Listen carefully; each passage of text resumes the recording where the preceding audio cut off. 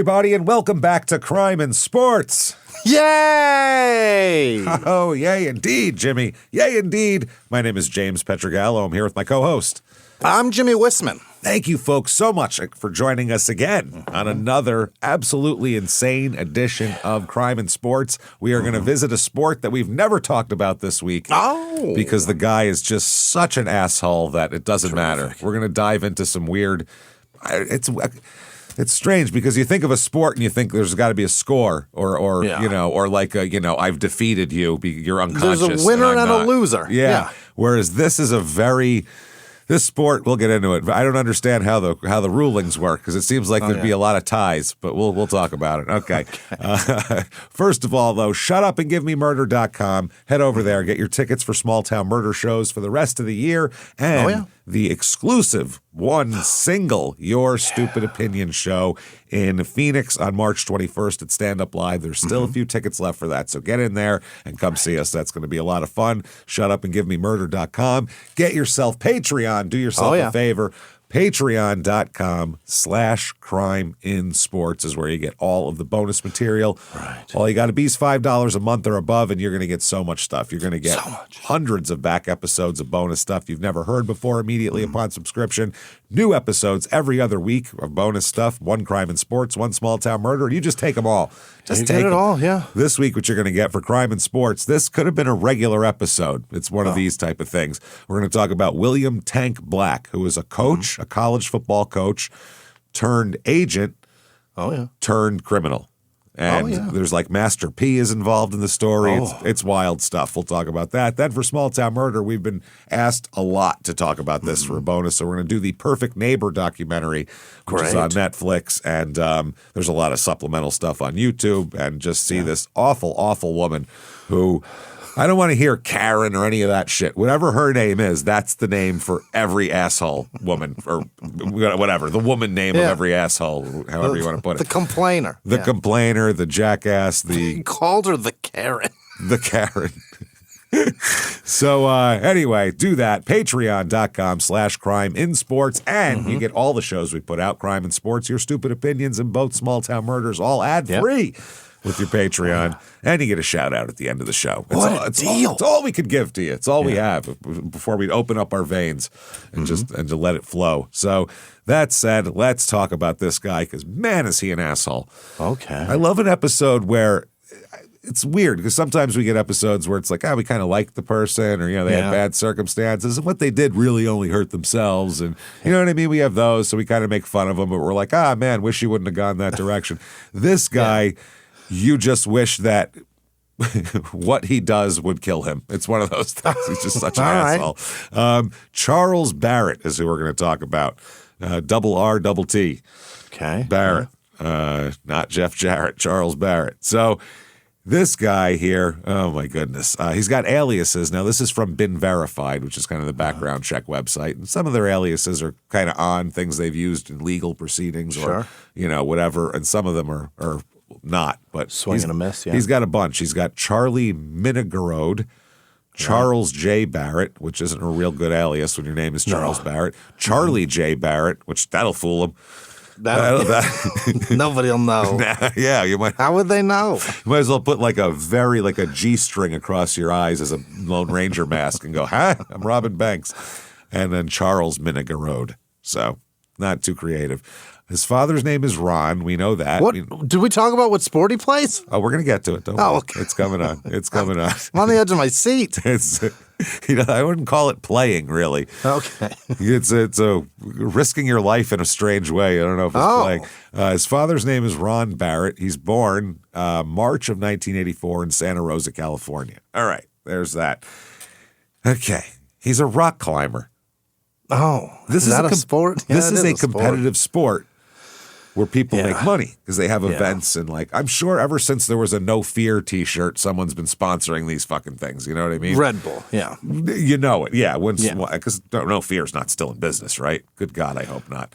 Is it not? I hope it is. I'm sure it is because it is. It's probably back in business. We haven't run out of douchebags, and now being a douchebag is like a trendy thing. You know what I mean? Yeah. Look at me. Remember how shitty this was? I'm doing it again. You're not going to believe it, James. You It's- are going to believe it. It's out. I know. I bet. Oh, it's super out. I knew it. I knew it. You know what? There is a whole crop of douchebags, though, that No Fear Yeah. would just fit perfectly with. You Yeah. didn't have enough of them in the 90s. Now they're abundant. But I don't think that it is No Fear, but it's super different now. Is it? They do No Fear They learned their sport, lesson? James, like polo. Oh, my God. No Fear polo? Your face. Polo. Being just insulted. Get up on that horse. No Fear. Like a 19th century Englishman. You know, the bravest people ever. No Fear. Yeah, it super exists. And remember Bad Boy clothing? Oh, yeah, I remember was that that crap, owned by too. them?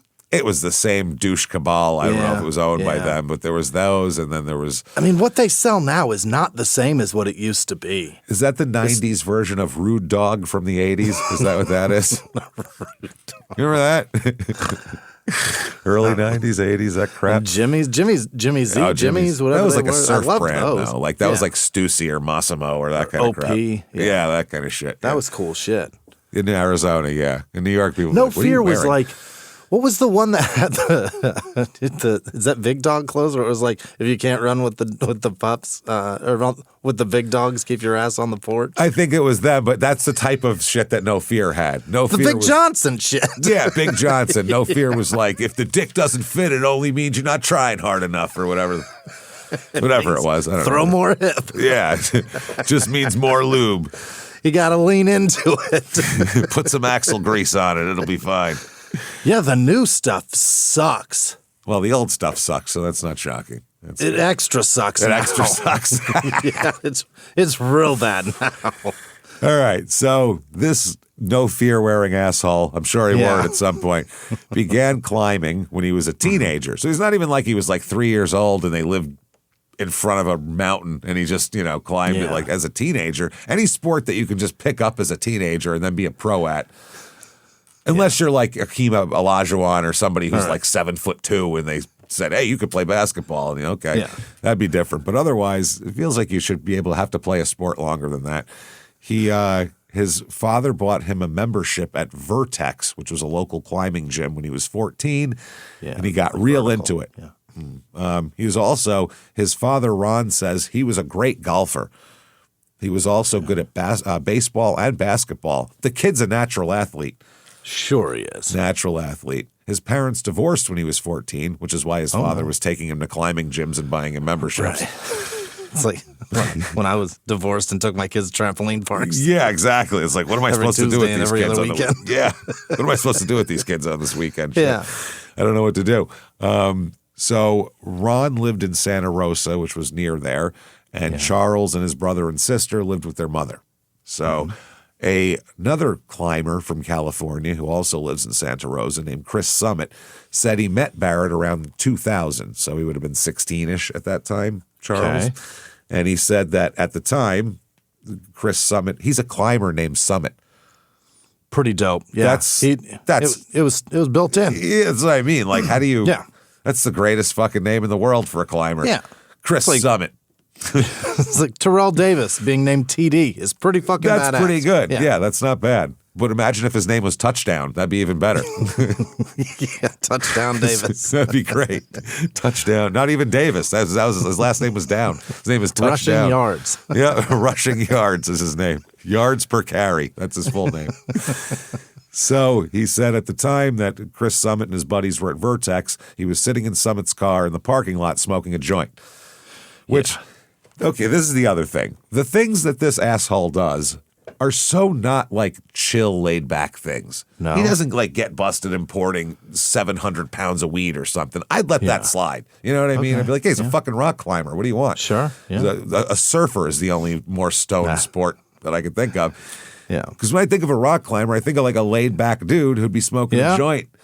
I think of Dan Cortez and Seinfeld. You know what I mean? You want to climb a rock mañana? Like, I think of that guy, not an aggressive asshole. So this guy's smoking a joint. Summit says, all of a sudden, Charlie is knocking on the window asking if he can smoke with us. Hey, Oh, what you doing yeah. in there? Hey, guys. Probably Can I scared smoke too? The funny part is when they knocked, everyone went, "Oh, Jesus Christ," and tried probably, yeah, Eat it. You're hotboxing, cars full of smoke. Yeah. So this guy says, Charlie's knocking, asking if he can smoke with us. And I said, no, you're just a kid. But Charlie said he smoked all the time and he convinced us to let him in the car. He just No, I'm stoned right now. I just want to get higher. horns in on somebody else's weed session here. That's great, though. He's like, no, I'm a pro. Don't worry about it. So according to Summit, he was about 16, Charles at the time, and had recently dropped out of high school. There you go, working it out. Yeah. He was spending his days at the climbing gym. That's all he did. He had a membership, so he just kept going. Yeah.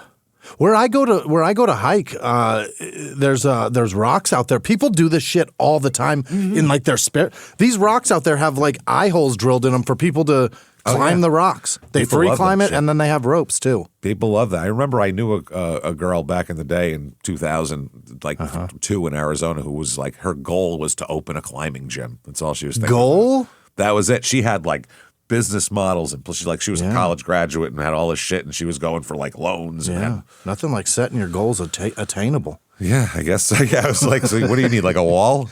What Like, do you need? What do you need? A bank loan? Easy. Yeah, you need like a wall and some plastic things to stick out of it. Pretty much is all you really need, and some rope. So you don't need that much. You need about 10 grand, babe. That's easy. And a fuckload of insurance, just a ass load of A insurance. sick You're gonna need insurance that. policy So and much. about 10 grand. So much insurance. So he said, though, and Summit said he was about 10 years old, or he's in his mid-20s, and he said he was really impressed with Charles. He said he could just glide up the wall without any prior experience or training. Wow. And he's stoned, too, so he had that in. Right. It's even more impressive. Just trying to get higher. Not bad. So Summit and his friends brought Charles into their group and introduced him to popular climbing areas all over Northern California. Yeah. And Charles, this was like what he needed.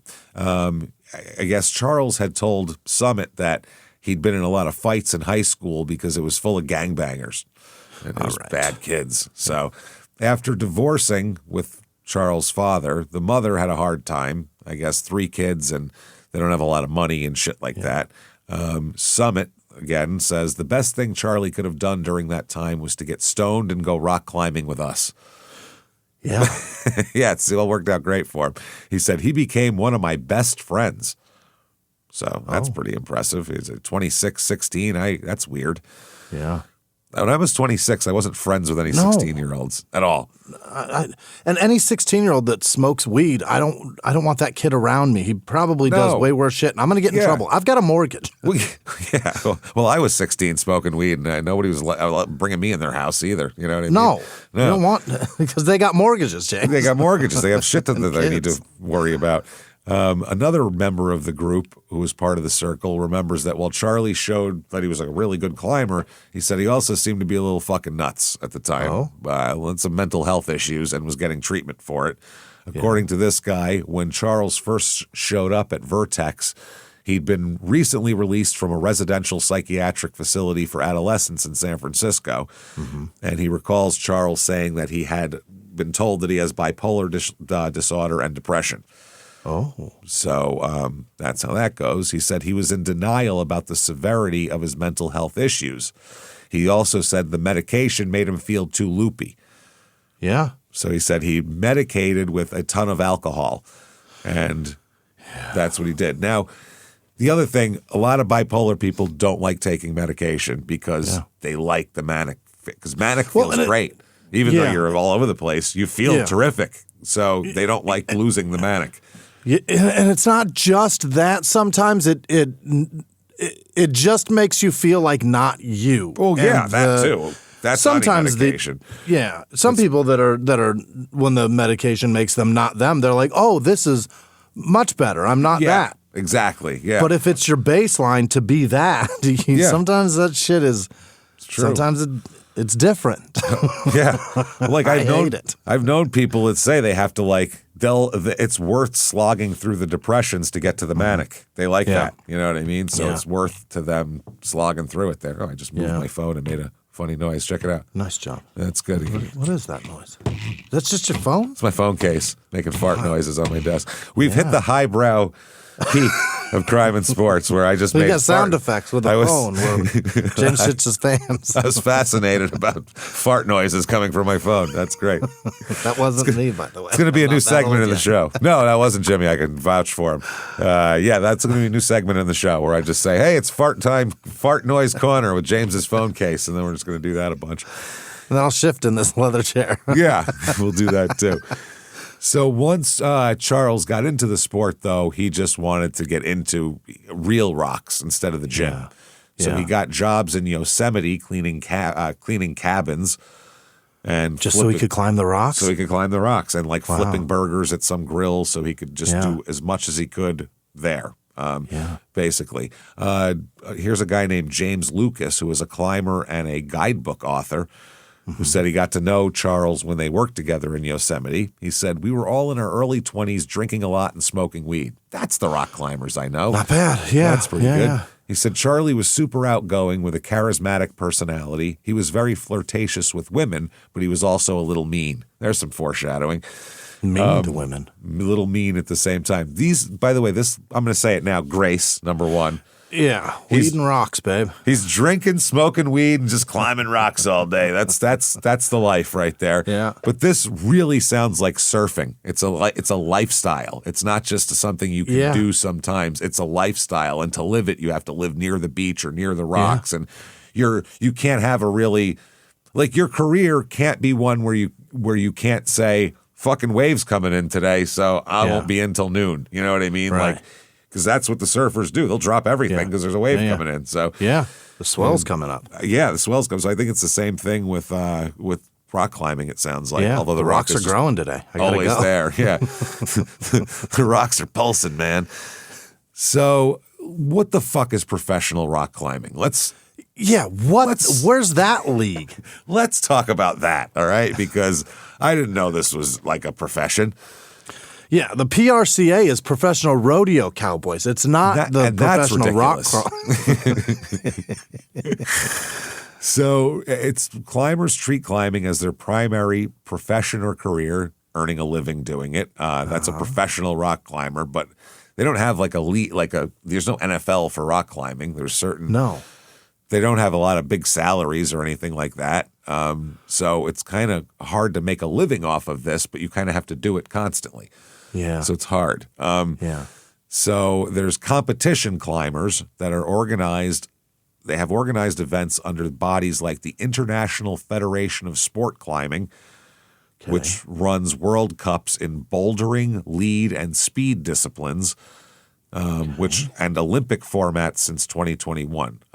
Bouldering is going. I guess what you would do is if everyone's going to get to the top, it'd be who gets there the fastest. I assume would be. Yeah, that's. I mean, How that's you the do it. only. It's a time That's thing. the only thing you've got, unless you've got most creative way. I mean, even Guy yeah. backflipped up him. That's He went that up guy backwards, wins. man. Did you see that? Yeah. Holy shit! He climbed it with his feet. If you do, I mean, you win, right? I guess you'd have to. So there's top competitors earn prize money, national team support, and sponsorships from brands like, and here we go. These are the North Face. Yeah. Yeah. That makes sense. Patagonia. Yeah. Yeah. That makes sense. Black Hello. Diamond. Oh, okay. They're the ski yeah, shit. they're- Yeah, it's outdoorsy shit. Ski shit. Jackets and shit. Yeah. La Sportiva. And I I imagine guess they're the same. there's a few climbers here. There's sponsored outdoor climbers as well.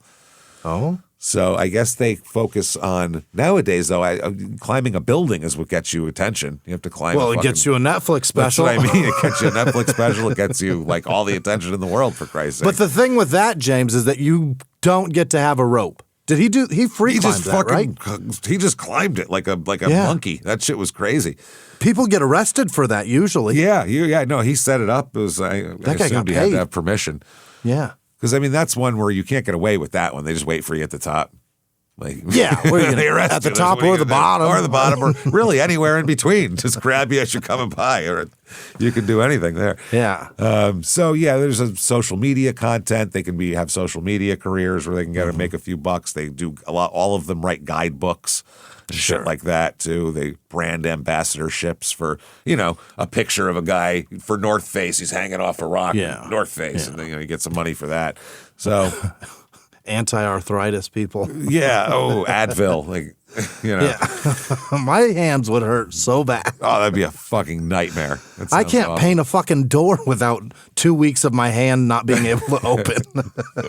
Try chopping wood. Do that. Oh, God damn it. Do that once or twice. Man, that sucks. I'll tell you. The shoulder would be a nightmare. Oh, dude, your neck and shoulder the first couple times you're like, oh, I don't think I've done that. Yeah.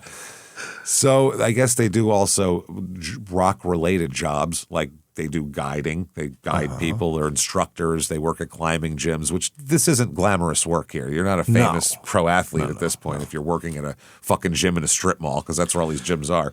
Yeah. Next to the trampoline place. Like, yeah. It's inside it. You can either jump or you can climb. Either one. Content creation now has become a big way for them to make a few bucks because it's cool looking to be up there and all that kind of shit. So and with the attention span, it doesn't take. I mean, you can film a video of you climbing a giant fucking rock face that took you I don't know how goddamn long, but you can trim it into no time at all. Speed it up, then you look like you're flying up the mountain. Which is cool. Yeah. You're like in Twilight when they ran up the hill there. So, amateurs obviously don't make money or they have a full-time job, but professionals actually do everything. They dedicate their profession and their professional life to rock climbing. So apparently this wasn't really a thing you could do till like the 80s or 90s when douchebag T-shirts became a staple here. So now they have Olympic inclusion. There's goddamn Olympics. Olympic events. I don't understand how that works, but so here's an article from 2023. It says 4 things to know before watching professional climbing. 4 things to know before watching. Not before doing. Number 1, you're really bored. That's one thing you need to know. You bet. Yeah. Number 2, there are other things on TV or on streaming you can probably somewhere. Switch between things. Yeah. You could probably find something else. Yeah. Number 3, you might be too high. How many mushrooms have you had? That's another. Why are you here? Why are you watching this right now?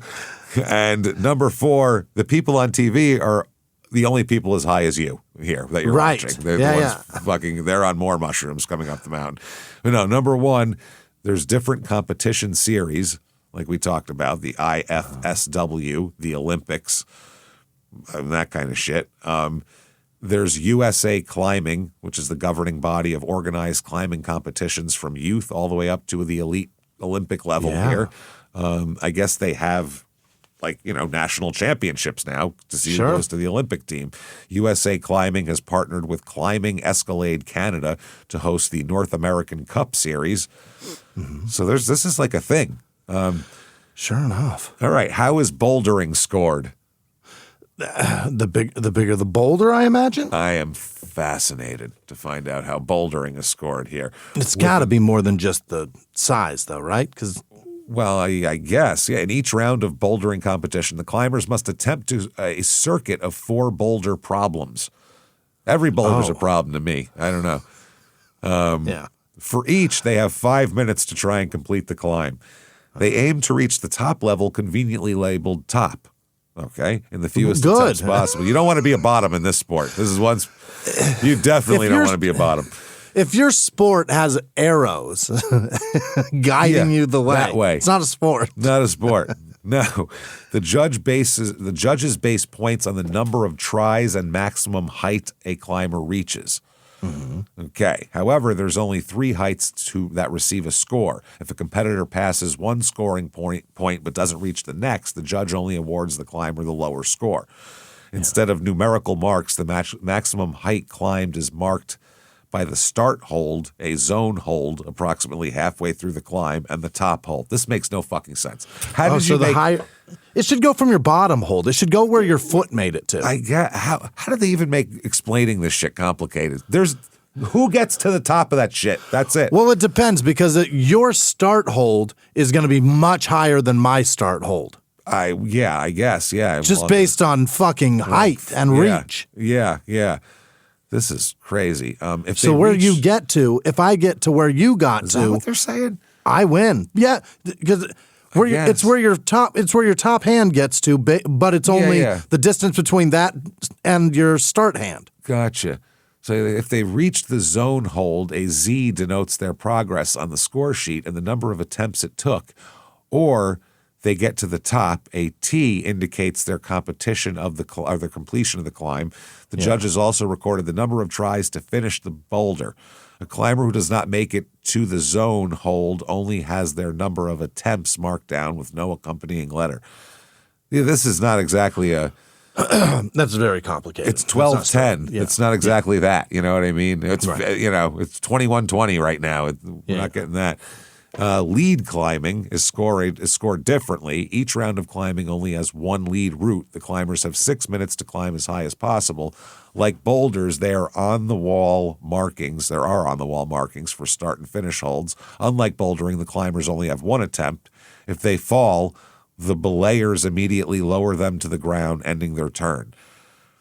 Well, you don't plummet to your death. That would be the ultimate so penalty. I guess, so they're roped up there, and then they help you get down? You just fall down. You go, I'm done. How strong are these climbers? The last thing to know when watching professional climbing is that while these climbers may make the climbs look easy, they aren't. What idiot sees someone hanging off a rock and go, that looks pretty fucking easy?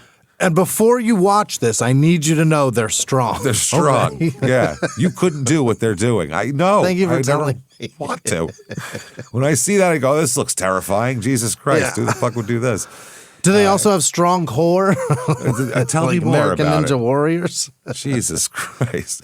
Even if they slip off the wall or don't make it to the finals, every climber participating in professional climbing competitions has competed against the best to earn a spot on the professional stage.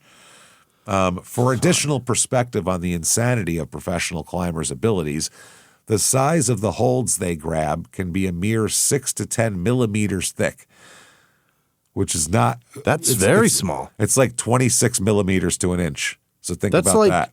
Yeah, it's like also a quarter of an inch to less than half an inch. The thickness of a nail. Yeah, that's what you're onto. Measure that on a ruler or turn your smartphone sideways and imagine gripping the edge of the width of the phone.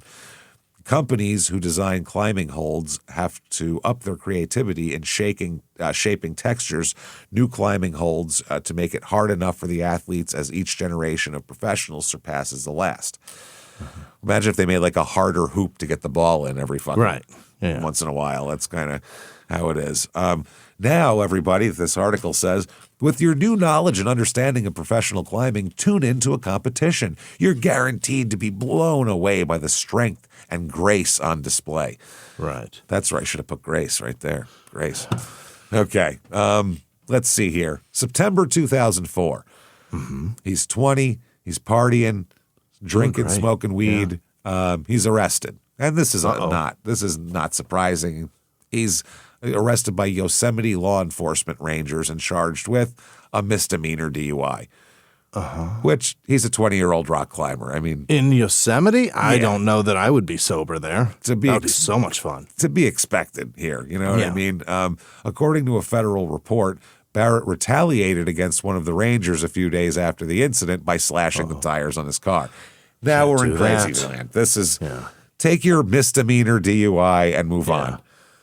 What are you mad at him for? For writing it? He didn't have to. Yeah. He could have been a gent about it. He also made verbal threats against the female rangers immediately following the arrest, because that's what a man does. Yeah. I mean, it's what you want to do. It shows you're tough. On the way to the holding station, he said, quote, "You're not safe. I'm going to hurt you." And then said to one of the cops about the other one, "She's going to die." Charles. What are you doing? Jesus.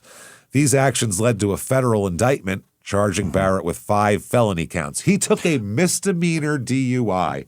Turned it into way worse. He took it. This isn't even a felony like Arizona type shit. This is probably a $500 fine. Right.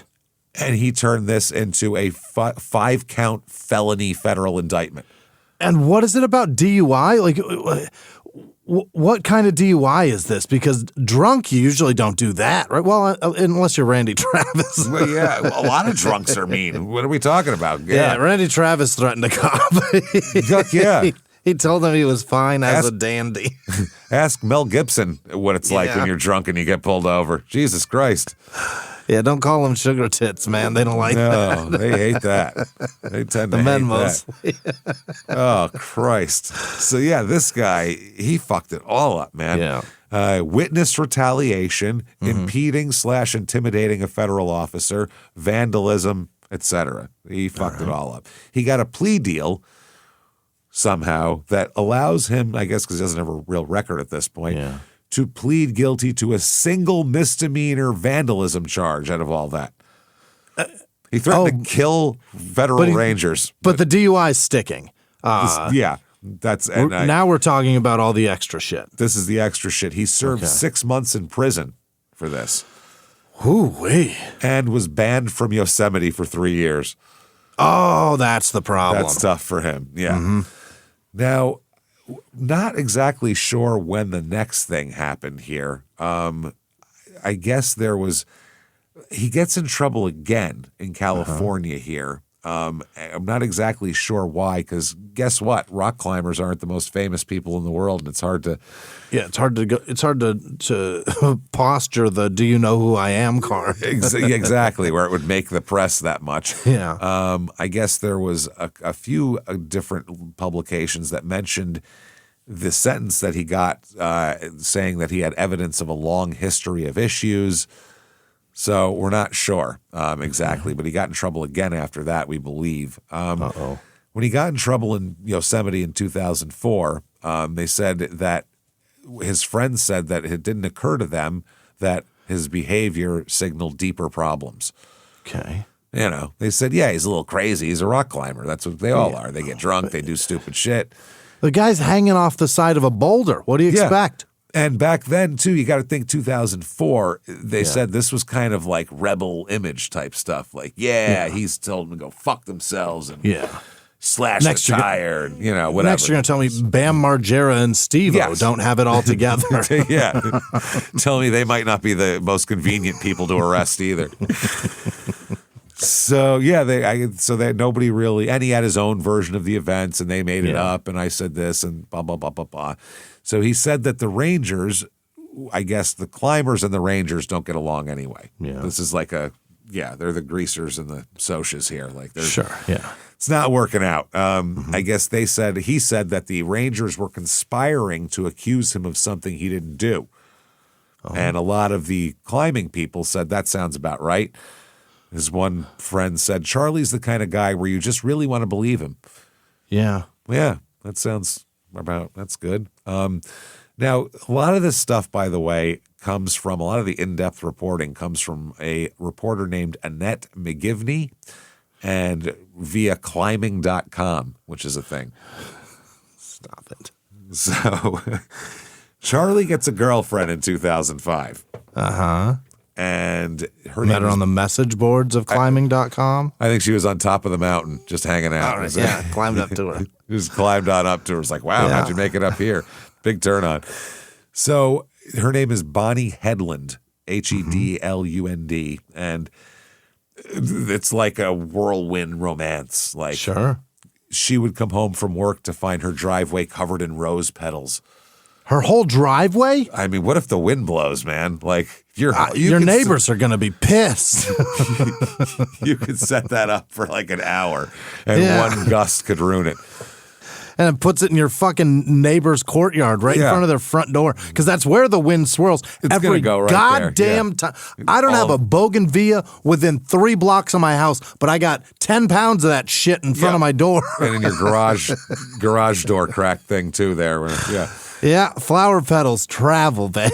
Wow. So, or your neighbor's landscaper comes by. No. You son of a bitch. Fuck. Now you're going to have to landscape my yard for freezies. Yeah. Can you blow those fucking petals back into my driveway over here? So, they would be, he would place their love notes. He'd hang from trees with messages like, keep going, beautiful girl. Yeah. Oh, boy. He'd put notes inside her cabin. Which I guess she lived like in the forest near the Truckee River. Breaking and entering. The Truckee. The Truckee River, which that's all I can think of is Reno 911. The Truckee River Killer. I'll never not. That's all I can think of.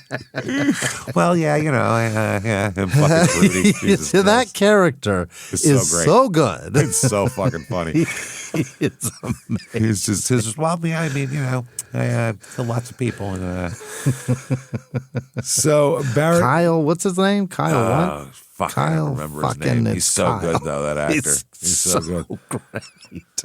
So Charles would set up romantic romantic dinner setup on the porch for two with the candles and table and chair and do all this type of shit. And a mattress too he put out there because we gonna be fucking when we're done eating. Oh, you bet. And because it's 2005, he made CD mixes for her. Nice. Burned her off some CDs, and he wrote poems on like fancy paper. He'd get fancy stationery and write poems and all this type of shit. Lord. She was 33 years old at the time, and he's 21. Attaboy. 21. So that's interesting. He's going to compete with 33-year-olds for her heart. That's why he's got to do all this crazy shit. Yeah, no 33-year-old has time to do any of that shit. They got to go to work in the morning.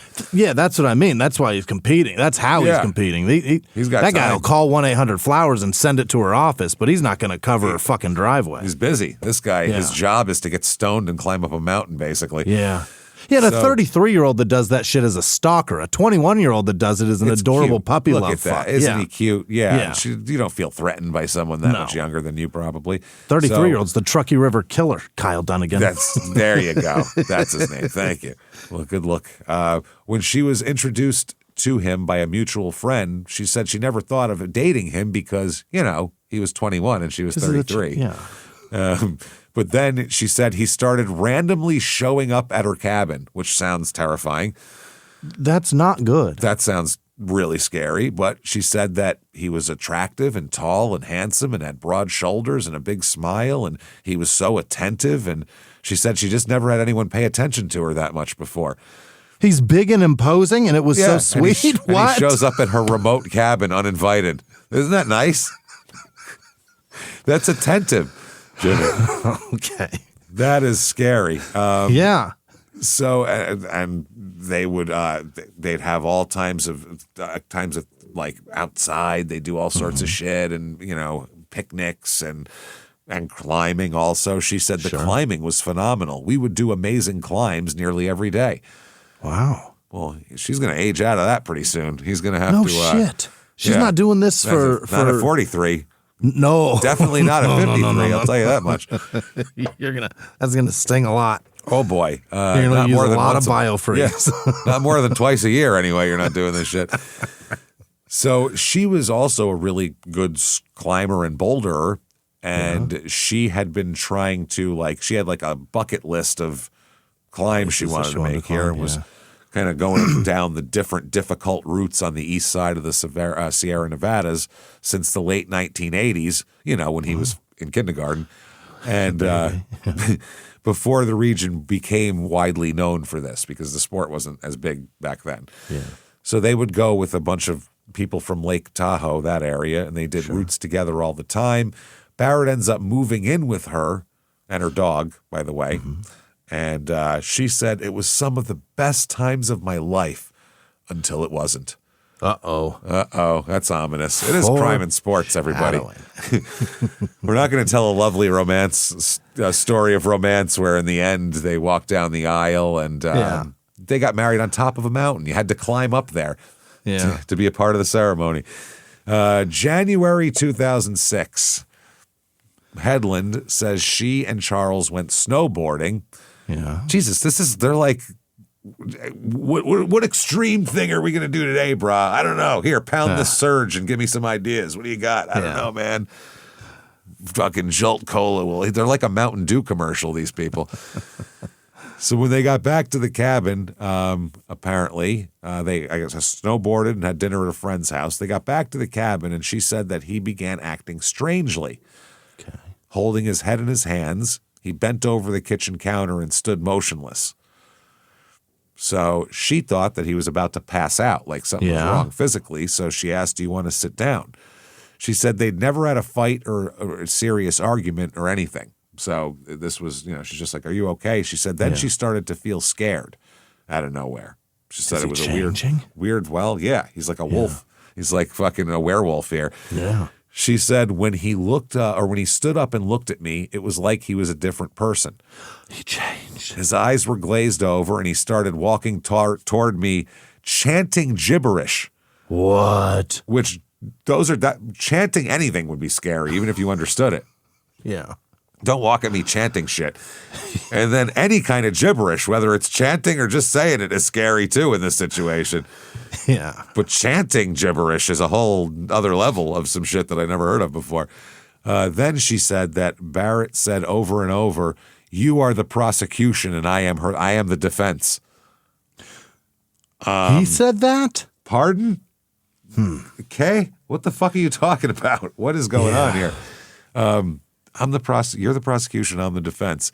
He backed her into a corner. She said so suddenly that she had no time to defend herself, he hit her on the side of the head with his fist and knocked her out. Oh, dang. Out of nowhere. Now, he's 6 foot tall, 165 pounds. She's 5'2", weighed a $112 at this point. Nice. So he just obviously... mismatch. Yeah, clearly. She said after about a minute, she came to and saw the cabin's front door was open and that he had left and apparently had taken her dog as well.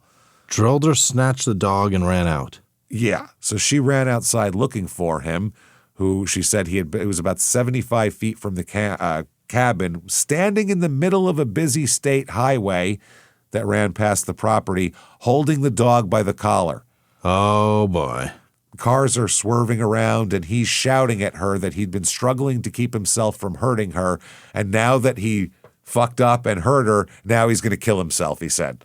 Oh, boy. So that's what I'm doing. I'm out here. And she said the exact right thing that people would say in this situation. I don't care what you do. Give me my fucking dog back. Don't hurt my dog. Yeah. You want to off yourself? Great.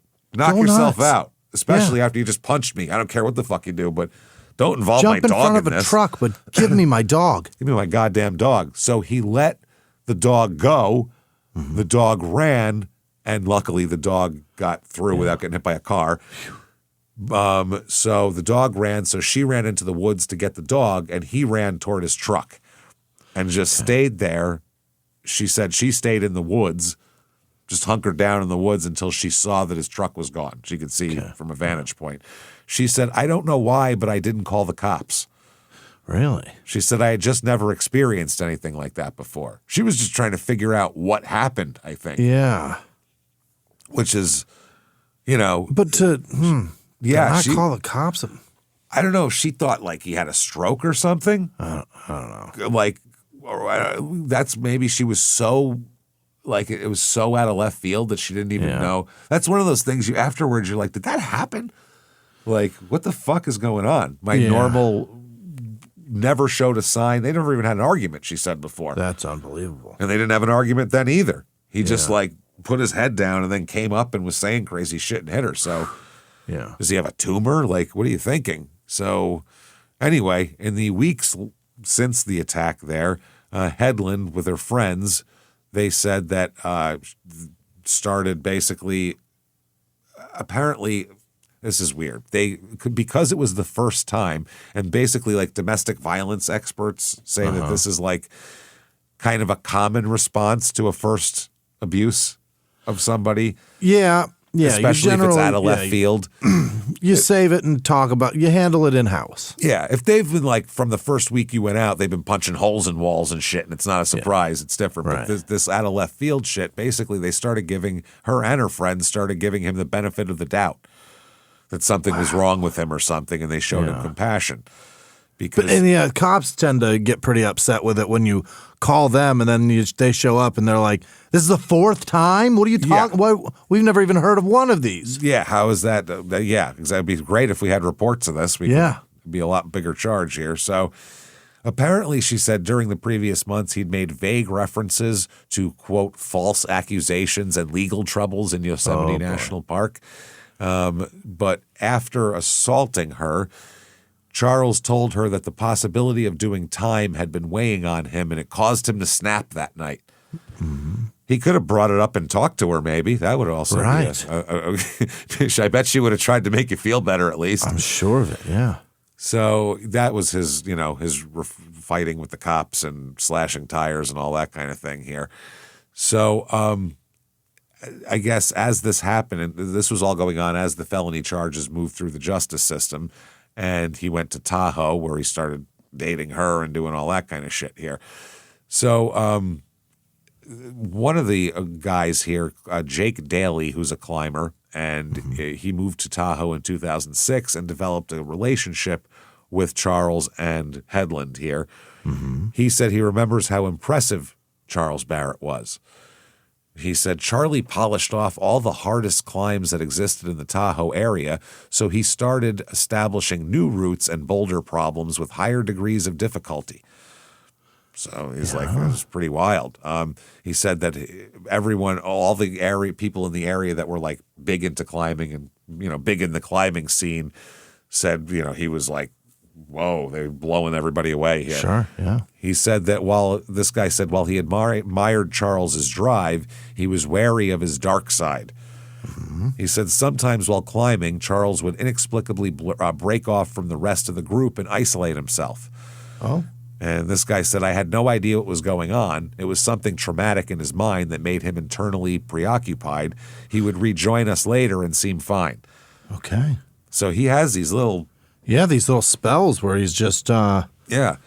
Something's going on, right? Something's up in there. Well, if he's bipolar and he's not taking his medication, that's a big something. I mean, that's a problem. Depending on the scale of it, because I mean, there's a big range in bipolarity, but sure, depending on what it is, that could really be something. But you go catatonic for a minute and start changing into another person. That's not good. That's weird. No, that's definitely weird. So Headland didn't know what to do here. She didn't let him move back in after the assault, but they tried to be supportive anyway of him and his legal troubles about the other shit and everything. She said he worked hard to win her back and would apologize constantly for hurting her. Yeah. December of 2006 is when he accepted the plea deal from the U.S. attorney, and all the felony counts dismissed and 6 months and whatever. He could have spent years in prison, basically. Yeah. Yeah. No mention of the DUI in the deal at all. I think that was dismissed as well. Huh. So it's just the vandalism charge is all he got out of that. So he served time in the Taft Correctional Institution in Kern County, where he wrote Headland all the time, complaining about prison and wanting to be back together and all that kind of thing. He'd tell her that he longed to see her and make love to her and all that kind of shit. But he also wanted something else, too. He writes, this is a guy writing from prison who's trying to get her back, and he's talking about kinky shit he wants to do. Hell yeah. He told her, I'd like to be more rough, too. Yeah, that's not a hell yeah. I don't like that at all. I was like, it's not your kind of guy. Calm down. Easy now. Yeah, you got to let me finish a sentence before you start agreeing with people. Slow down. I'd like to be more rough, too. That's the truth, he said. So after this guy knocked you out, I don't think... Yeah, how much rougher can you be apart from, you know what I mean? That's pretty rough. Next time he's going to jerk off on her after he knocks her unconscious, maybe. That's all I can imagine. It's a very, it's a fine line. But also, like, writing and I understand that in jail you probably get a little lonely. And you might want some saucy letters going back and forth. Yeah. That might be fun. Yeah. But disclosing assault fantasy it's a bit much. That seems like a lot. It's a far bridge. Later on, federal investigators, about 15 years later after this, federal investigators were conducting interviews related to another thing that happens later. And this is a woman who had dated Barrett. And this is an unnamed woman in this document. They say he told her that she had to prove her love for him by agreeing to rough sex.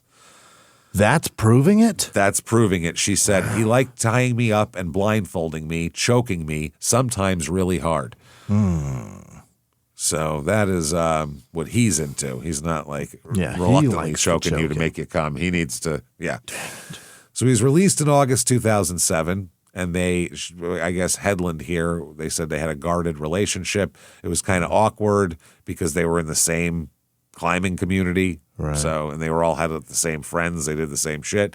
He told friends that he was trying to get his mental health challenges and drinking under control. That's good. But during that period, according to this article, he began sending Headland what she calls manipulative messages. What kind? She said he would email me and beg me to see him and say he was going to kill himself. Oh, boy. She said so I would agree to meet him in a public place. I was always terrified, but I thought if I placated him, then he wouldn't go crazy and try to hurt me. Oh, boy. So, October 2008. Here we go. Headland had driven with her dog to do some bouldering in the buttermilks. Yeah. According to a police report, which is, this is leading somewhere Oh, boy. if we're referencing that, she's camping in her truck and one evening joined a group of climbers from Alabama who gathered around a campfire. It was a nice night, and then Charles showed up, accompanied by another climber named Lonnie Koch. K-A-U-K. Koch is the son of apparent Yosemite legend Ron Koch. Oh. I mean, I had posters of him on my wall, obviously. I know you did. Ron Koch. Ron Koch. Yeah. I guess this guy, Koch, had recently met Barrett and was looking forward to learning some shit about bouldering from him, which he hadn't been doing. This guy said, Koch, he was a talented climber and he had the beta on the buttermilks. It was a great day. He gave me a tour, but I was also a little concerned about how Charlie would smash down a six-pack in less than 30 minutes. 6-pack of beer in 30 minutes? That's you're doing. That's not just, hey, I like 5 having minutes a of beer, man. That's I'm going to get drunk fast. Yeah. That's a lot. You can't. 5 minutes of beer, you can't even have a conversation while you're drinking that. No, you're just chugging beers. Yeah. You're trying to get drunk. You're not doing that as like a social thing at all. Wow. So I guess Koch and Barrett joined the group at the campfire. Mm-hmm. Headland said she tried to stay relaxed. Then, after a little while, Charles started taunting her dog. I don't know what he's got into this fucking dog. I think it's just fucks with her. Yeah, It's an right. extension of her. Right. Yeah. There it is. That's the Yeah. words. That sounds very educated when you say it like that. Is it? I don't have a high school diploma, so I don't know if I'd put it that way. I would have said it in a real dumb way of like, yeah, it hurts her. Same thing. Yeah. It's an extension of her, so it hurts her. There we go. See, this is why we're a good team. So he squeezed its snout and revealed and it showed its fangs and said, "Don't do this to a wolf." And the dog growled. Yeah. I guess this dog is a wolf hybrid, by the way. Headland then repeatedly asked him to stop, but he kept at it until the dog snapped at him and bit his pinky finger. Good. Yeah. Is that the same dog that he's just fucking dangled off a freeway? Dragged into the fucking highway, yeah. He then started beating the dog. Hey, Michael Vick, what are you doing? You're not, no. You're going to hit a dog for a normal response to your aggressive attitude. Yeah. Not only that, you're in a big group of people. Who's going to take this? You know what I mean? You're not afraid to show yourself like that? So, according to a witness statement given to police the next day. So the group got quiet, which I don't know why they get quiet. You'd think they go, "Stop hitting that fucking dog, what the stupid. Fuck, what are you doing?" Headland said she grabbed her dog and walked toward her truck, planning to get the hell out of there. And Charles turned his headlamp on and followed. I guess they have lamps if they're going to night climb. Yeah. Koch says he remembered feeling confused. He said, "I thought they were just working it out. He was down by her truck, and I guess she was trying to load up her dog, but all of a sudden we heard this thud." Oh, boy. Koch said he got up from his spot at the campfire to investigate, and he saw that Headland was lying on the ground and that Charles was punching her head repeatedly. Oh, boy. How dare you get mad at me for beating your dog for no reason? Yeah, right. Koch said he rushed toward Headland as Barrett made his way back to the campfire. According to the police report, Barrett then said, "Shit just got real. I hit Bonnie." What? Shit just got real. Cox said he helped Bonnie, Headland, who was regaining consciousness. Blood was coming out of her nose and left ear. Oh, out of the ear. Out of the ear. So Barrett left the camp area that night while Bonnie stayed and slept in her truck, assured by Cock and the others they'd keep her safe. Yeah, you guys are really a crack squad of guards here. She had blood coming out of her ear and she went to bed? She went to bed. She'll be okay. And she was unconscious, too, for a minute there. Probably should have seen a doctor. But instead, so she slept in her truck. Jesus Christ. Members of the group the next morning drove to Bishop to give their statements to police. Mm-hmm. So Charles just, disappears. As you would, yeah. And a guy like him can stay, in the rocks for a long time. Yeah. So he disappeared for nearly a week. He contacted friends saying that he planned to commit suicide. Okay. I guess that's he just must have killed himself in the woods. Leave him alone. They'll come after him. He was arrested by county sheriff's deputies. According to the police report, Charles told the officer that he hit Bonnie Headland at the campground. When asked if it had happened before, he acknowledged striking her at her cabin in 2006. Here we go. So he pleads no contest to one count of battery on a cohabitant with traumatic injury, felony domestic violence, a crime in California that's a maximum penalty of 2 to 4 years at the time. Yeah, you don't want to do that. Cock later told federal investigators that Charles asked him to appear in court to lie to a judge about what happened. Wow. In Charles's version of events that he wanted him to tell, he was only trying to protect himself from the dog and somehow, in his flailing, hit Bonnie during the fray. Yeah. That's what trying happened. To stop the dog. And this vicious dog. You know how sometimes when you try to stop a dog fight, they bite you? Same thing, but with people. Well, yeah, it happens totally. So he said that's how it happened. And Cox said, I'm not fucking doing that. Good. No way. Cox said, he told him, quote, dude, you crossed the line and now you're going to jail. And then he threw one of these little you know, hang loose. Bra. Yeah, hang loose bra. He threw one of those on there. Lonnie did that? That's what Cox told him there. Yeah. He said, just suck it up and deal with it. All right. And so then Cox said, because of this, Charles harassed him on and off for more than a decade. Really? Yeah, this guy's a real asshole. I mean, harasses his buddy for not lying to him for 10 years in court because he beat the shit out of a woman who didn't like him torturing her dog. Wow. So January 2009, Charles is offered another plea deal and was sentenced to, you, sir, may fuck off. Ooh, this'll stop him. 6 months in jail and 5 years probation. Oh, boy. Now, the deal stipulates, though, the probation's a big deal because if he violates the probation, which includes refraining from alcohol and contacting Bonnie, he could be sent back to jail for up to a year on each violation.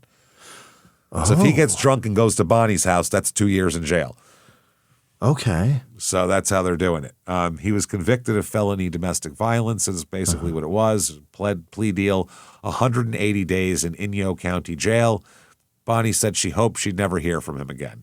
So Indio, huh? Inyo. Oh, Inyo. Got it. One of Barrett's, a friend of Charles, believed that the deal was a mistake. In a letter to the county district attorney written before the sentencing was announced, this friend said, quote, Charles Barrett is mentally ill and asked that he be placed in a long-term psychiatric facility instead of prison. He said, please do not underestimate how dangerous his illness is. He has the capacity to hurt or kill people. He could have killed Bonnie, and if his condition goes untreated, he could kill others. Yeah. So that's one of his friends, and they were like, 6 months ought to do it. Yeah. So 9 months after his release from prison for the second assault there, he allegedly attacked another female climber and would eventually threaten to kill her too. We'll talk about that. Sounds about right. March 2010, Stephanie Forte was spending the weekend in the home of some friends who were climbing people who lived in Bishop. And the plan was all bouldering all the time. Sure. So, and the reason why these people's names are out there is because they're out there publicly. They weren't hidden. This woman would later tell police that the man and woman were friends of Charles Barrett's too, and that he was living with them until he got back on his feet after his release from jail. Wow.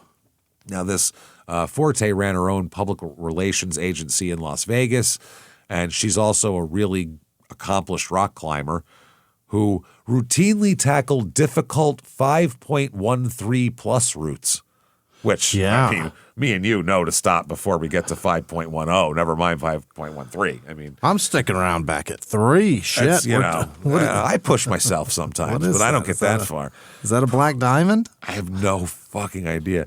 According to her description of her encounter with Charles, Yeah. which she shared with police, she was staying with her friend here, and she arrived, and she heard that Barrett had been convicted of domestic violence, and that worried her. But the friend said, "Don't be concerned, because the charges were, quote, totally rigged." Oh, yeah. So rigged. Rigged, yeah, it's all rigged. Rigged charges. Rigged charges. Yeah, it was just all people conspiring against him, obviously. I've never heard of rigged charges. Rigged charges, man. So they're all rigged. So this Stephanie Forte was introduced to Barrett on the second evening of her stay after her and her friend returned from a day of climbing and then had dinner. They had some small talk, and then Forte said, "I'm going to go to bed," which is in the study where she was. That's her room, her guest room there. Several hours later, she woke up to find, guess what? What? What do you think? Is he there? A dog growling at her. No, Oh. She woke up to find a man on top of her. Oh.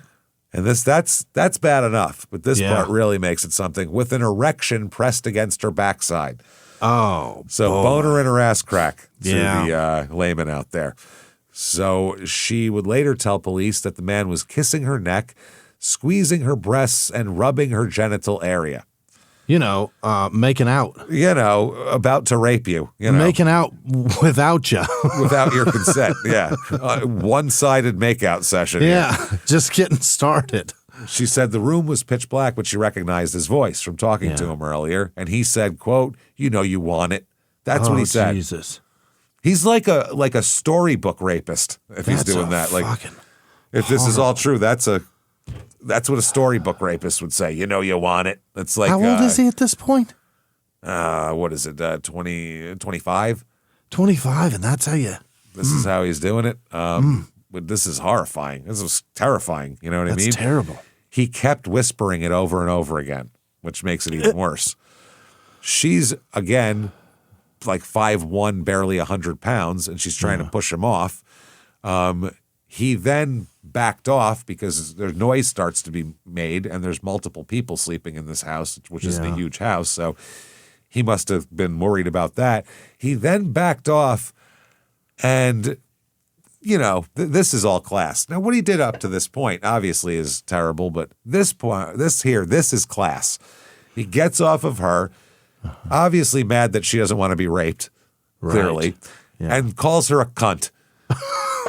How dare you rebuff my completely unfucking warranted and uninvited advances on you, please? How dare you? She turned me down when I started without her. Fucking unbelievable. Cunt. Wow. So then he retreated to another room and he left the house before sunrise. She said she stayed awake and frozen on the bed for the rest of the night. She left the house at dawn and went home. I want to know more about hanging out this weekend. So in the coming days, she told several people, including the people who lived at the house where he was staying, what happened. According to her account to police, the friend encouraged her to just forget about the assault. Really? And this is the gross part. This is what the friend said. This is what I mean. He needs... If these people are propping him up, it's even fucking, at least he has less avenue of hurt. The friend said, it's so what? He was just, he was attracted to you probably. And he not like he hurt you, did he? He You're didn't so hurt hot. You. Yeah. She said, consider it flattering that a guy 14 years younger was attracted to you. That's what her friend said. Lady. A young man wanted a hard dick in your ass crack. You should be flattered. Wow. He could be fucking 25-year-olds, and instead he wants you. He's trying to fuck you. Doesn't that make you feel good? Wow. I mean, for that, else. with that kind of logic, Bill Cosby should have never been put in jail because... No, you should be flattered that a man of 73 years was that attracted to you. A man Harvey 60 years Weinstein older. could probably fuck anybody. Oh, they should be thrilled that he's someone so much older. Very rich and powerful man. You should be thrilled that he wants to fuck you. Jesus, this is horrifying. So she said she later would regret that she waited until 2021 to speak with police about this 2010 incident.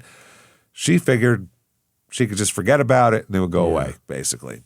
So meanwhile, he keeps gaining renown in the climbing world. Apparently, the crazier you are, the better of a climber you are.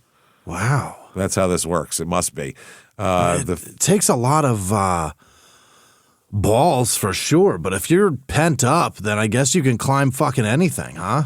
I guess so. I'm going to read a sentence that we're not going to understand at all. Quote, the list of first ascents and sends of difficult bouldering problems, most of them chronicled on the popular website 8a.nu. You know that popular website that we all go to all the time, everybody out there? Sounds like 4chan for hikers. Yeah, it totally does. You know, there's like Amazon and 8a.nu. Those are the two most popular ones. Google is up there. YouTube is .nu? .nu. This was growing. He said, as he completed his 5-year probation for assaulting Headland, Barrett lived out of his truck and was a constant presence in places like the Buttermilks, climbing full-time and working odd jobs. Yeah. Most of our athletes don't live in their trucks till well after their career has taken a shit. It all. Yeah, this guy's like in his prime and he's living in his truck. He's already in a Tacoma. Yeah. Usually they get crazy because their house is too big and they just can't take it. This guy's doing this. So I guess they say in this article, back in the early 2000s, bouldering had become popular enough, supported by gear companies and tourism, that climbers like Barrett could make a living out of it.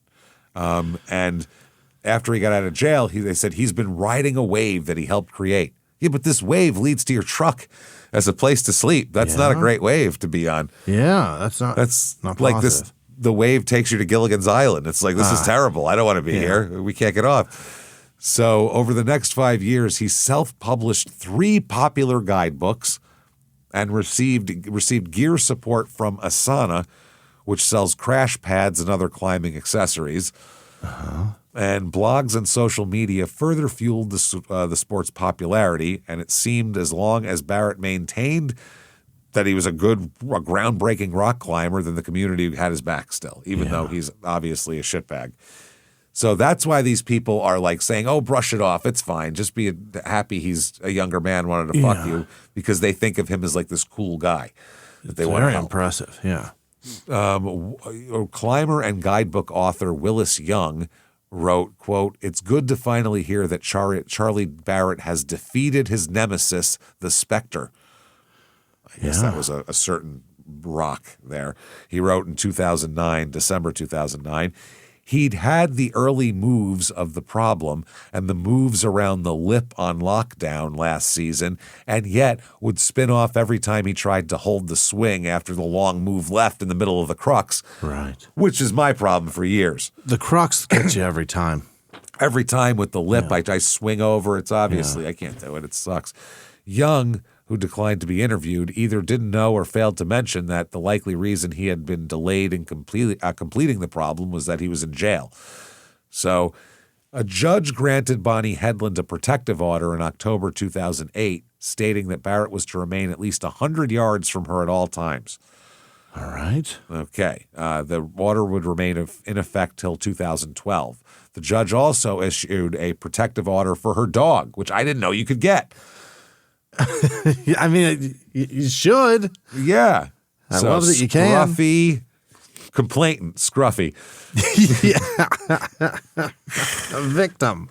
Victim, Scruffy. You can't go near his bowl, his food. 50 feet away from Scruffy at all times. That peg in the yard that his leash is tied to, you can't go near that. That's all his. Unless the man. leash is longer than 50 feet. That's it. That tree he likes to piss on the edge of the yard. You can't get to stay away from that. So Headland said she was trying to recover from this trauma, hanging out in the buttermilks, and was determined to get back to climbing in the Eastern Sierra, which she called her happy place. But she said she didn't want to run into Charles Barrett and his friends. Okay. So she said all the climbing in California had become kind of a danger zone because you never knew where he's going to be. Yeah. She said, when I would go climbing, I'd be so afraid of running into him. But it made me angry. I didn't do anything wrong. Why did I have to avoid the outdoor places I loved? Absolutely. Right. Yeah. Yeah, totally.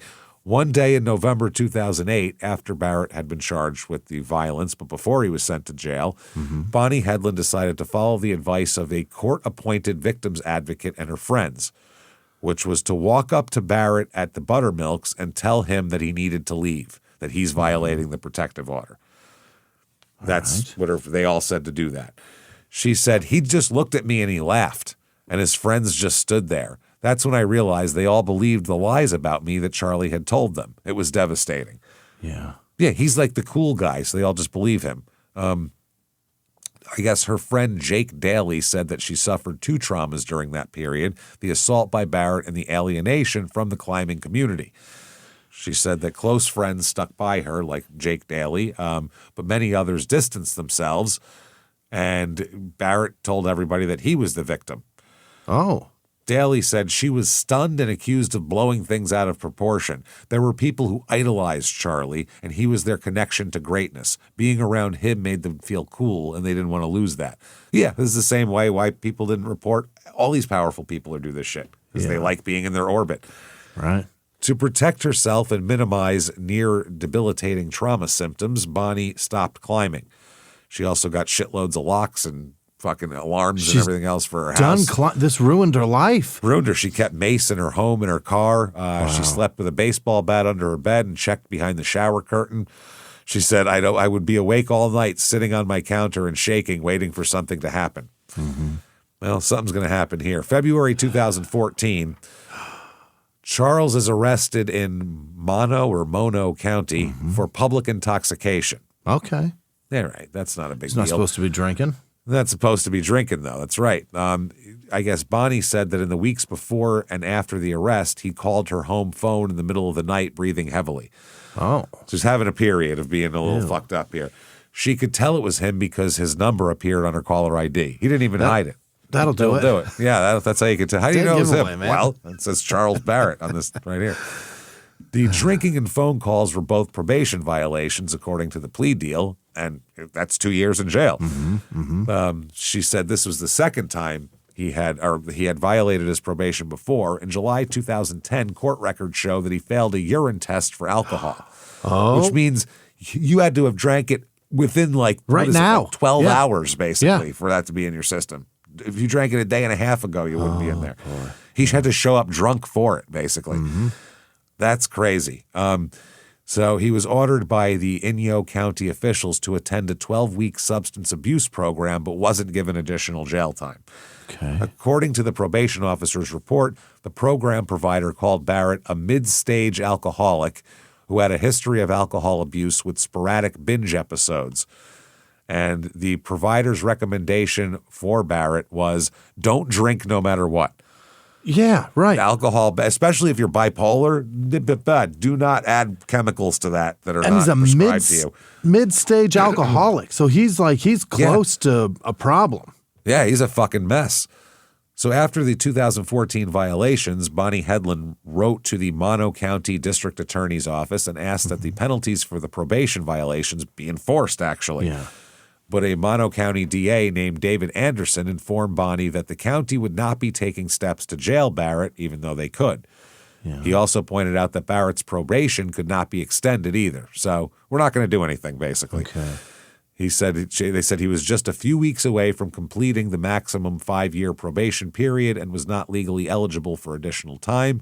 They said, we would normally give some jail time and put him back on probation. The only option is to sentence him to prison for domestic violence, for his domestic violence case against you. And the judge already said he will not do that. So we're at an impasse. Instead, he was required to attend another 12-week substance abuse program. Headland was issued a new criminal protection order, or criminal protective order, I should say, which didn't really do anything because he violated it last time. So she's like, that doesn't really matter. He laughed at it. According to Valerie Hanneman, who is a psychologist from Flagstaff, who this reporter asked to look at court documents from the case, Bonnie's fears weren't unwarranted unfounded? here. Yeah. Hanneman was the clinical director of crisis counseling for the nonprofit Victim Witness Services from 2018 to 2023, counseled domestic violence victims for more than 35 years. She said, reading over everything, she considered Charles Barrett to be, quote, very dangerous. Mm-hmm. She said she doesn't diagnose from afar, which means she's not a quack, so that's good. Sure, yeah. She said that he fit the mold of a certain kind of male abuser, one who doesn't often respond to anger management classes or substance abuse programs, and one that sometimes ignores protective orders. Yeah. She said they have very strong narcissistic characteristics and are not capable of normal relationships. They groom their victims with love bombs, rose petals in the driveway, hanging notes, then take them as hostages. If you cross them, they will find you and hurt you. They think the rules of society don't apply to them. Okay. Which telling cops she'll kill them and slashing their tires obviously says you don't think the rules apply to you. Right. Yeah. Even for a legitimate arrest. So that's a lot. So they said, by the way, according to the Justice Department, of the nearly 5,000 women who were murdered in the U.S. in 2021, 21? Yeah, there's more guys that were killed than that, but still, that's because they kill each other a lot. Yeah, because guys kill guys, yeah. 34% were killed by an intimate partner. So 1/3 of the women murdered were killed by an intimate partner. I don't know. That right there is why they first look at the husband or whoever. Yeah. And why they sometimes don't look at the wife is because the rate of partner homicide for women is 5 times higher than for men. Wow. So that's crazy. So they said that it's her attempts, basically, Bonnie's attempts to get law enforcement to give a shit and the climbing community too, didn't matter at all.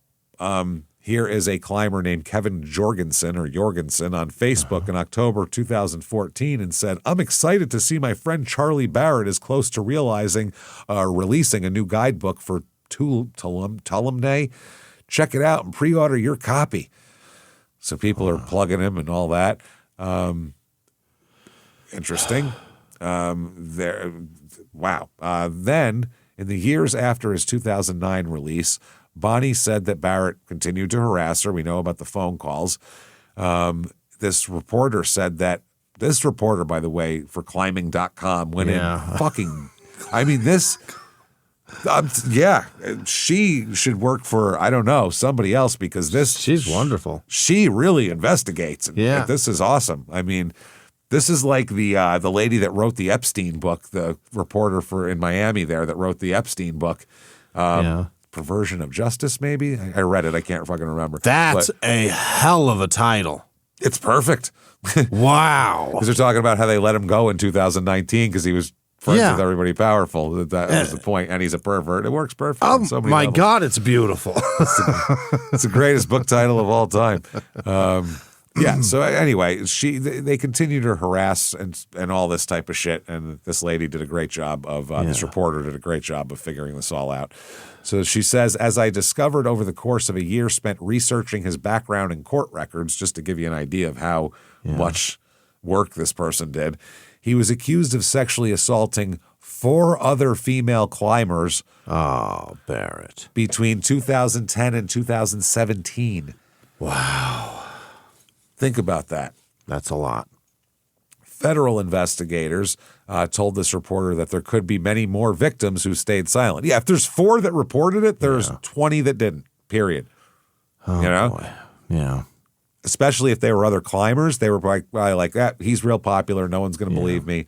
The captain of the football team diddled me and no one's buying it. So I just won't say anything. Right. Wow. Records show that during a 14-year period starting in 2008, at least 9 criminal protective orders or restraining orders were obtained against Barrett by 4 women who all said they feared for their lives. Dang. He's got a thing that he does.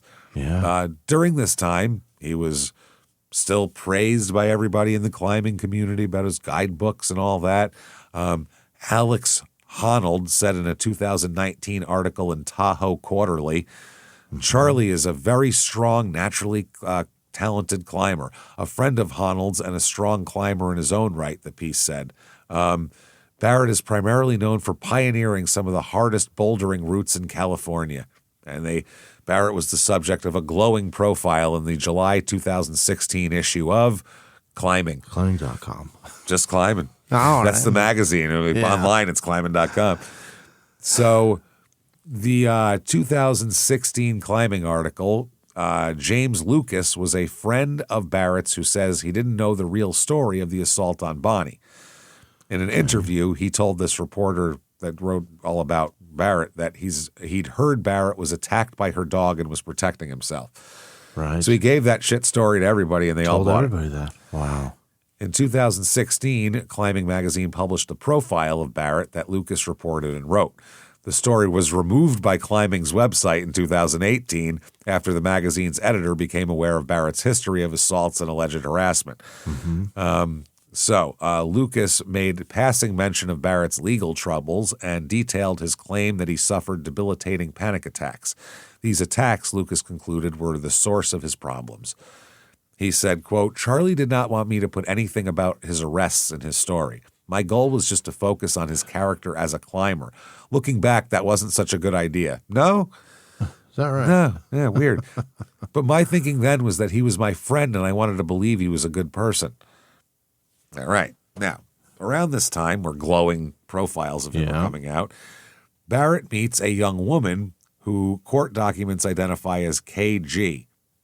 So by then, he's no longer banned from Yosemite, and he asked KG to join him on a bouldering trip up to the Tuolumne Meadows. Tuolumne? I don't know.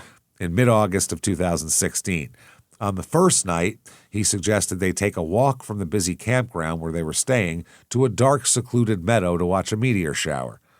That could be romantic. It's awful. If you're not terrified of someone, that could be good. Once there, he pushed her to the ground, put his hands around her neck, and began strangling her. Oh, boy. She told investigators that she couldn't breathe and thought she was going to die. That's what happens. Jesus Christ, that is wild. But by the way, this article says data on men who assault women shows that strangulation is a primary indicator of intent to kill, increasing the victim's chance of death by more than 750%. Yeah. The want of putting your hand around a woman's neck and squeezing that's a very specific thing. Yeah. I won't even do that if you beg me. I am not explaining that shit to the police. You just got big mitts, babe. Yeah, that's what I mean. I got big mitts and a 5'1" wife. I'm not going to come over and go, well, she said she wanted me to do it. No. Yeah, but your fingers If overlap. She needed that. Yeah, but they go all the way around. Yeah. You can touch her thumb. I can literally put my hands around her ankles and touch on the other side. Really? Yeah, because I have big hands and she's small. So it's like I'm not putting my hand around anybody's neck. And if anybody needs to come 10% harder, they're on their own. Because fuck you. I'm not going to prison for the rest of my Why life. don't you wrap your own hands? For that shit. Yeah, figure it out. I'll do anything. That's the one thing I'm not doing. I'm not joking anybody. That would be a wild thing to look up at, right? Not doing it. Just strangling herself. Whatever gets you go. This is how fucked up guys are. We wouldn't care. I wouldn't give a fuck. Wouldn't give a fuck. Probably come. That's what I mean. If you're getting off on it, we'd be thrilled about it. Great. Yeah. Go ahead. We don't care. You can do anything. And we'd be like, that seems normal. I don't know. We don't care. It's like a handle, though, I guess. I don't know. We don't judge. No. I'll do it now.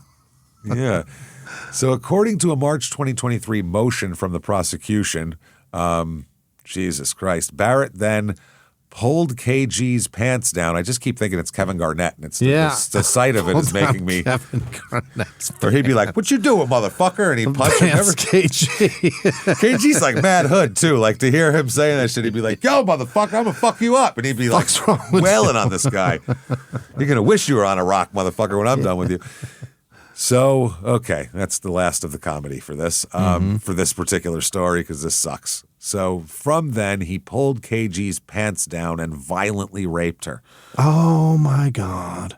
which it's only funny if you picture that being Kevin Garnett, and that's crazy. Otherwise, it's horrible. It's horrible. Over a period of several days, Barrett allegedly sexually assaulted her 2 more times. Mm-hmm. She explained to investigators why she didn't attempt to run away or call for help. She said that if she did, she feared he would kill her later because he's obviously a loose cannon here.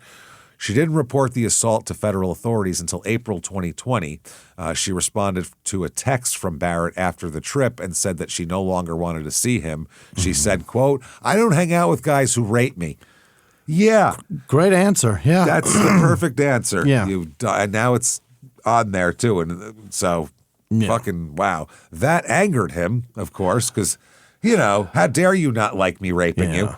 Yeah. So for the next several years, according to prosecution filings, he became obsessed with either winning her back or terrifying her into shutting the fuck up. One of the two. One of the investigators wrote, she monitored social media for things Barrett might post about her because she was worried Barrett would come after her. Another court document noted Barrett harassed and intimidated KG by sending her text messages designed to show her he was still aware of her location. In October 2019, in a part to distance herself from Barrett, KG moved to east central Kentucky's Red River Gorge, a popular climate. Stop moving to places with mountains. If you want to get away from this guy, move to Nebraska. Yeah, That's it. Move to Kansas, yeah. Not that you should have to live in a flat shithole like that, but if you go there, you'll never see him. Zero chance of seeing him in Oklahoma. No shit. So apparently, she moved there. This is a popular climbing area inside Daniel Boone National Forest. A few days after she arrived, she got a text, according to court records, from Barrett, who had apparently heard about the move and followed her. Quote, "Hey, know we had a weird time and don't want any awkwardness. Hope you're crushing." Oh, boy. A weird time? That's a strange way to talk about rape. So he also apparently interfered with KG's ability to find employment in the new location. The owner of a restaurant where she applied for a waitressing job would later tell federal investigators that Barrett approached him and said that KG was, quote, insane and would cause problems for his business. Ha! The guy's insane. He's following her around to menial job applications and ruining it for her. The owner said he expressed concerns to law enforcement about Barrett's stalking of KG. Investigators add this to the list of shit here. Around this time, Barrett decided that the Yosemite Rangers were after him again. An investigator's report described how Barrett focused on one of the Rangers who'd arrested him in 2005, 10 years ago, telling several friends in person and via text over a course of a couple of weeks that he was going to murder the Rangers' twin 9-year-old daughters. What? That is... You can't say that. Crazy. I don't care how cool your friend is. That's crazy. Are you okay? You're sick. You're Where's sick. your... Give me a laughing emoji after that. Something. He also talked about revenge on Lonnie Koch. Remember his friend who wouldn't back him up? Right. The Kochman. He started using fake Instagram accounts with no photos or profile information as a tool for harassment. According to court documents, federal investigators who seized his laptop, Barrett's laptop, as evidence for the Yosemite case stated that he'd used this tactic. Koch said all these fake Instagram accounts were just hating on me. Just hating on me, man. Yeah. He described comments he got when he posted photos from climbing and snowboarding trips. The comments here, he assumed it was Barrett. The comments attached to photos of first ascents by Koch included taunts like, "I'm going to kick your ass," and "the Bishop climbing community hates you." Okay, Wow. well, I mean, yeah, if you choke a woman, if you beat women, and you're probably aren't gonna like that it. community that you're quote unquote famous in is probably going to fire back, especially on the internet. Fuck. No. He was saying that about Koch. To Koch? That's him posting on Koch's posts. He's making bot accounts to comment to Koch? Yes. I'm going to kick your ass, and the Bishop climbing community And hates we hate you. you. Also, Because you don't take up arms for us. Yeah, Koch was a climbing ambassador for La Sportiva, and he said that Barrett posted negative comments about him on the brand's social media pages. He would send Koch texts of eyeball emojis and call him at all hours from what Barrett would describe later to investigators as burner phones. That is stalking. Good Lord. Koch said when he was interviewed about the assault of KG in Yosemite, he learned that some of the other climbers who were interviewed said that Barrett had told them he wanted to kill Koch. Koch said, "I was always looking over my shoulder." Meanwhile, Barrett is telling friends that he's going to kill himself all the time. Okay. One incident was in the Tuolumne Meadows in September 2016 when he sent a text message to a friend telling him that he had two handguns, a 44 and a 45. Yeah. And he said that he, according to a Park Service report, Barrett said that he was going to, quote, die with her, but no one knew who he meant. All right. The friends called 911. The park special response team was dispatched, and negotiators found him in the forest and coaxed him out. He had no weapons on him. He's just full of shit. Just mouthing off. He was taken to the Community Regional Medical Center in Fresno, where he was held for psychiatric evaluation and then released a few days later. By late 2016, he's got a new girlfriend. Oh, yeah? EB. So you know good things are happening to her when we can't know her name. Initials? Yep. A climber and Pilates teacher based in wherever the fuck, just west of Santa Rosa. So someone with a good thighs and ass, basically, is what she just described. They dated for a few months, but she broke it off over what an investigator called increasingly volatile behavior, including attempts to ascertain her movements and prevent her from seeing friends. Oh, boy. After they broke up, he would show up uninvited at her house and demand to see her and was allowed inside. He then took her phone away. Yeah. And according to what she told investigators, quote, held me down and raped her. Oh, boy. Or held her down and raped her. After that, she would no longer let him in the home, obviously, and he repeatedly attempted to break in. Wow. He's outside trying to jimmy a window, the guy that you know is there to rape you. That's terrifying. She should have got a fucking shotgun, for Christ's sake. So a police report describes a break-in attempt that occurred in January of 2017, prompting her to call 911. And they said, dispatch advised me that she could hear over the phone EB yelling to Barrett to leave her alone. Dispatch advised that she believed Barrett was actively attempting to force entry through the back of her residence. So the cops come and arrest him in front of her house. Yeah. He insisted, not that I didn't know I had a restraining order or whatever, or not even this is the wrong house. He said, I'm not Charles Barrett. I don't know what you're talking about. I'm not who you think I am. I'm not even him. I'm, quote, just passing through. Just passing through, decided to break into some houses. I don't know what the problem is here. He's a cowboy now. I'm just passing through. Oh, my God. Just passing through. Again, he tipped his cap. He pulled the front of his hat down. Yeah, he was charged with 3 misdemeanor counts, which could have given him 2 years in jail, but he's not going to get that. In another deal, the Sonoma County District Attorney dismissed 2 of the charges, and he pleaded no contest to misdemeanor trespassing. Oh. All of the shit he's done is all added up to like 3 misdemeanors, which is crazy. He got a 24-month suspended sentence conditional on him not harassing or contacting EB again. Wow. 24 months suspended? Suspended sentence. Wow. I think it's about time he gets 2 years. You know what I mean? So he obtained an emergency protective order in 2017. She obtained that January of 2017, which he violated immediately. Yeah. Court documents describe how he went to the home of a friend, a well-known climber, and attempted to use his cell phone to call and harass her. The friend later told investigators he'd refused to let Barrett use the phone, but heard from EB the next day that Barrett had somehow called from his number to, quote, threaten her life. EB would later tell federal investigators that the fear of Barrett prompted her not to challenge the plea deal or his violation of the protective order. According to court documents, quote, Barrett threatened that if she continued to pursue the charges against him, he would, quote, ruin her life and do unspeakable things to her. Right. What, like rape? You've raped her already. Yeah, what more unspeakable? What more can you do? This is horrifying. Yeah. You've broken her house and raped her, for fuck's sake. That's nuts. Allegedly, I guess. I don't fucking know. So he's a menace out there. Yeah. Allegedly. He's an alleged menace here. Where do you even go with this guy? To jail. Just prison, right? There's no other option here. Yeah. He's a fucking asshole. As a friend, you should kick the living shit out of him. See, he needs No somebody. one should be friends with this guy. Yeah.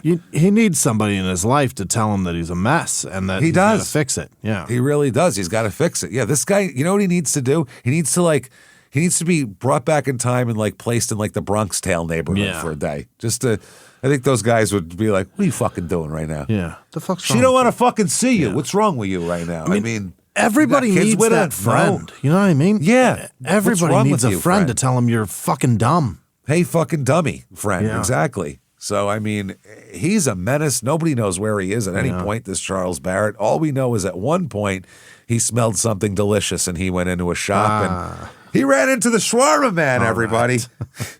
And he says, how is it you've come to arrive here? Why you come? Why you come? I have daughter run around this place now. The shawarma man settle down. I do, this place family restaurant. You come in. She's very small. She's very, very small. Rape her, please, and I no make for you. You're no good.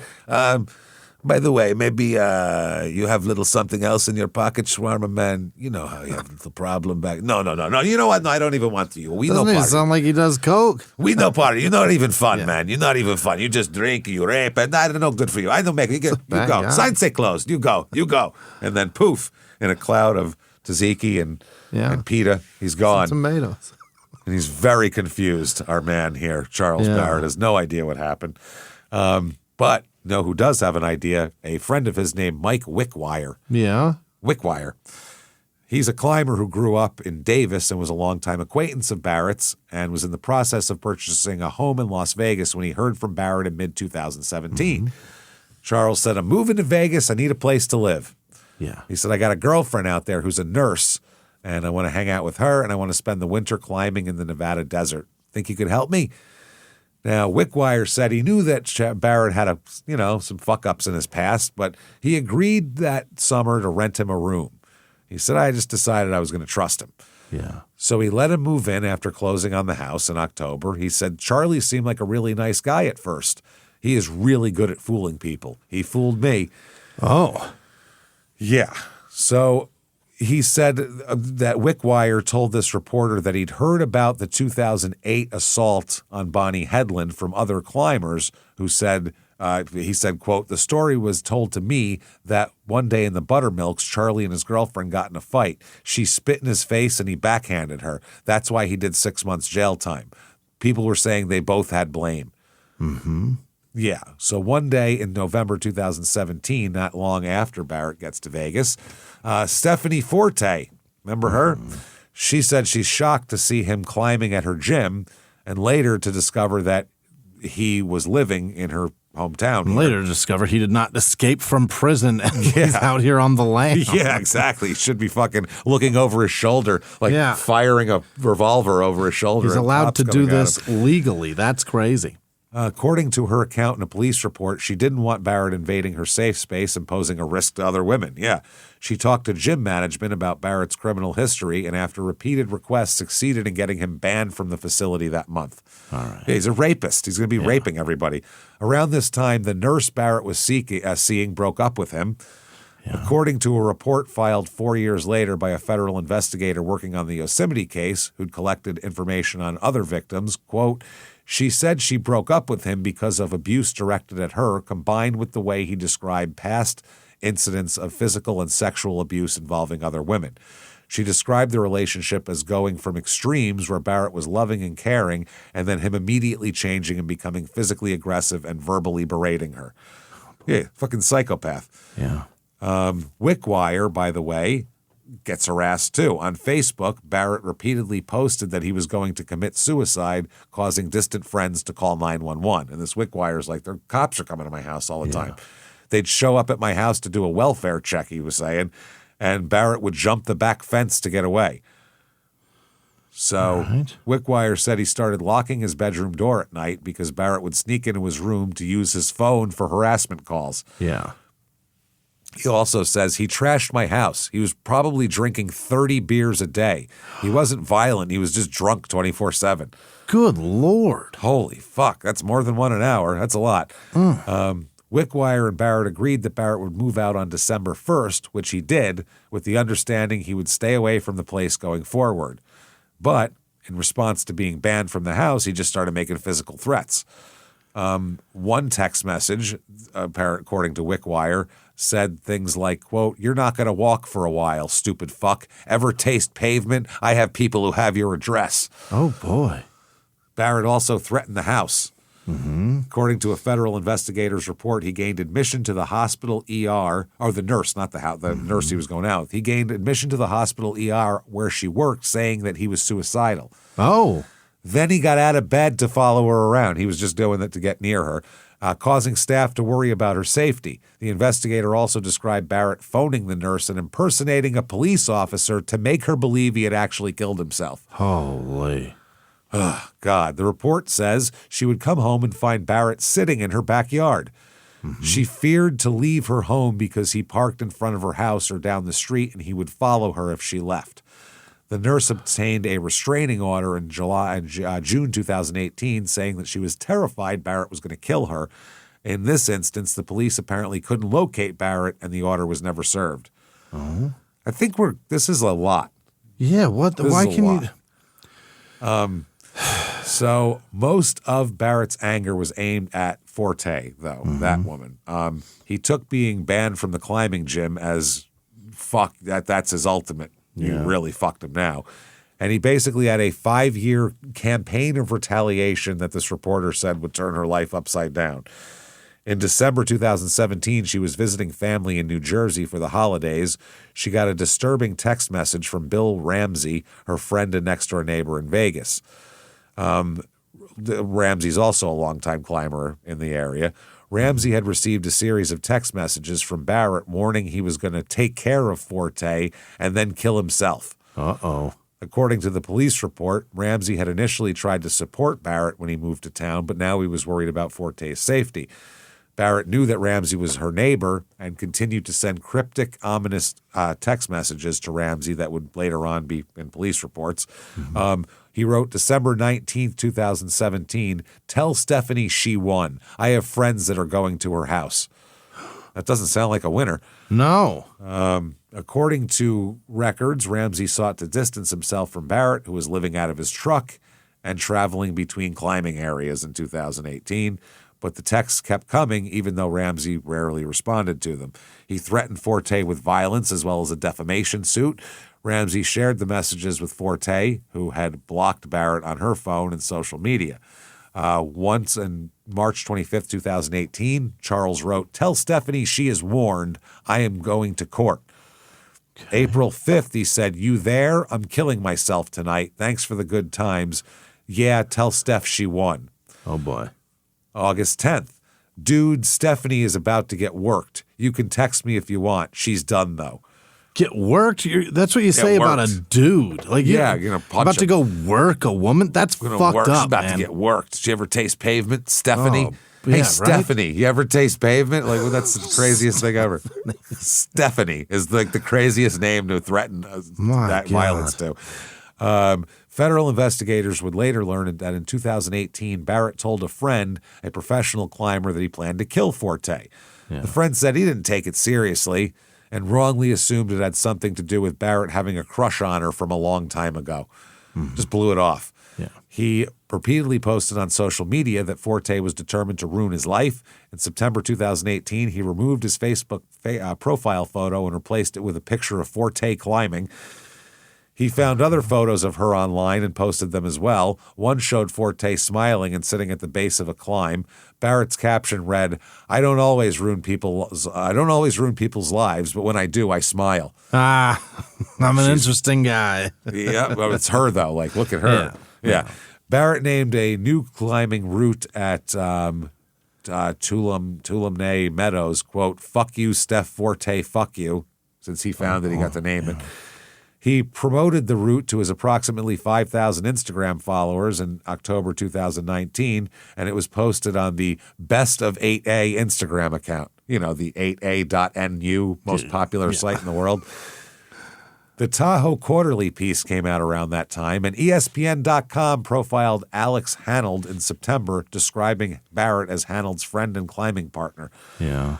Hanold discussed that period at length with this reporter in the summer of 2023. He mentioned that his friendship with Barrett was sporadic. He said, I would see Charlie once every few years for like a day or two. And he acknowledged that he had a blind spot about him like many people did.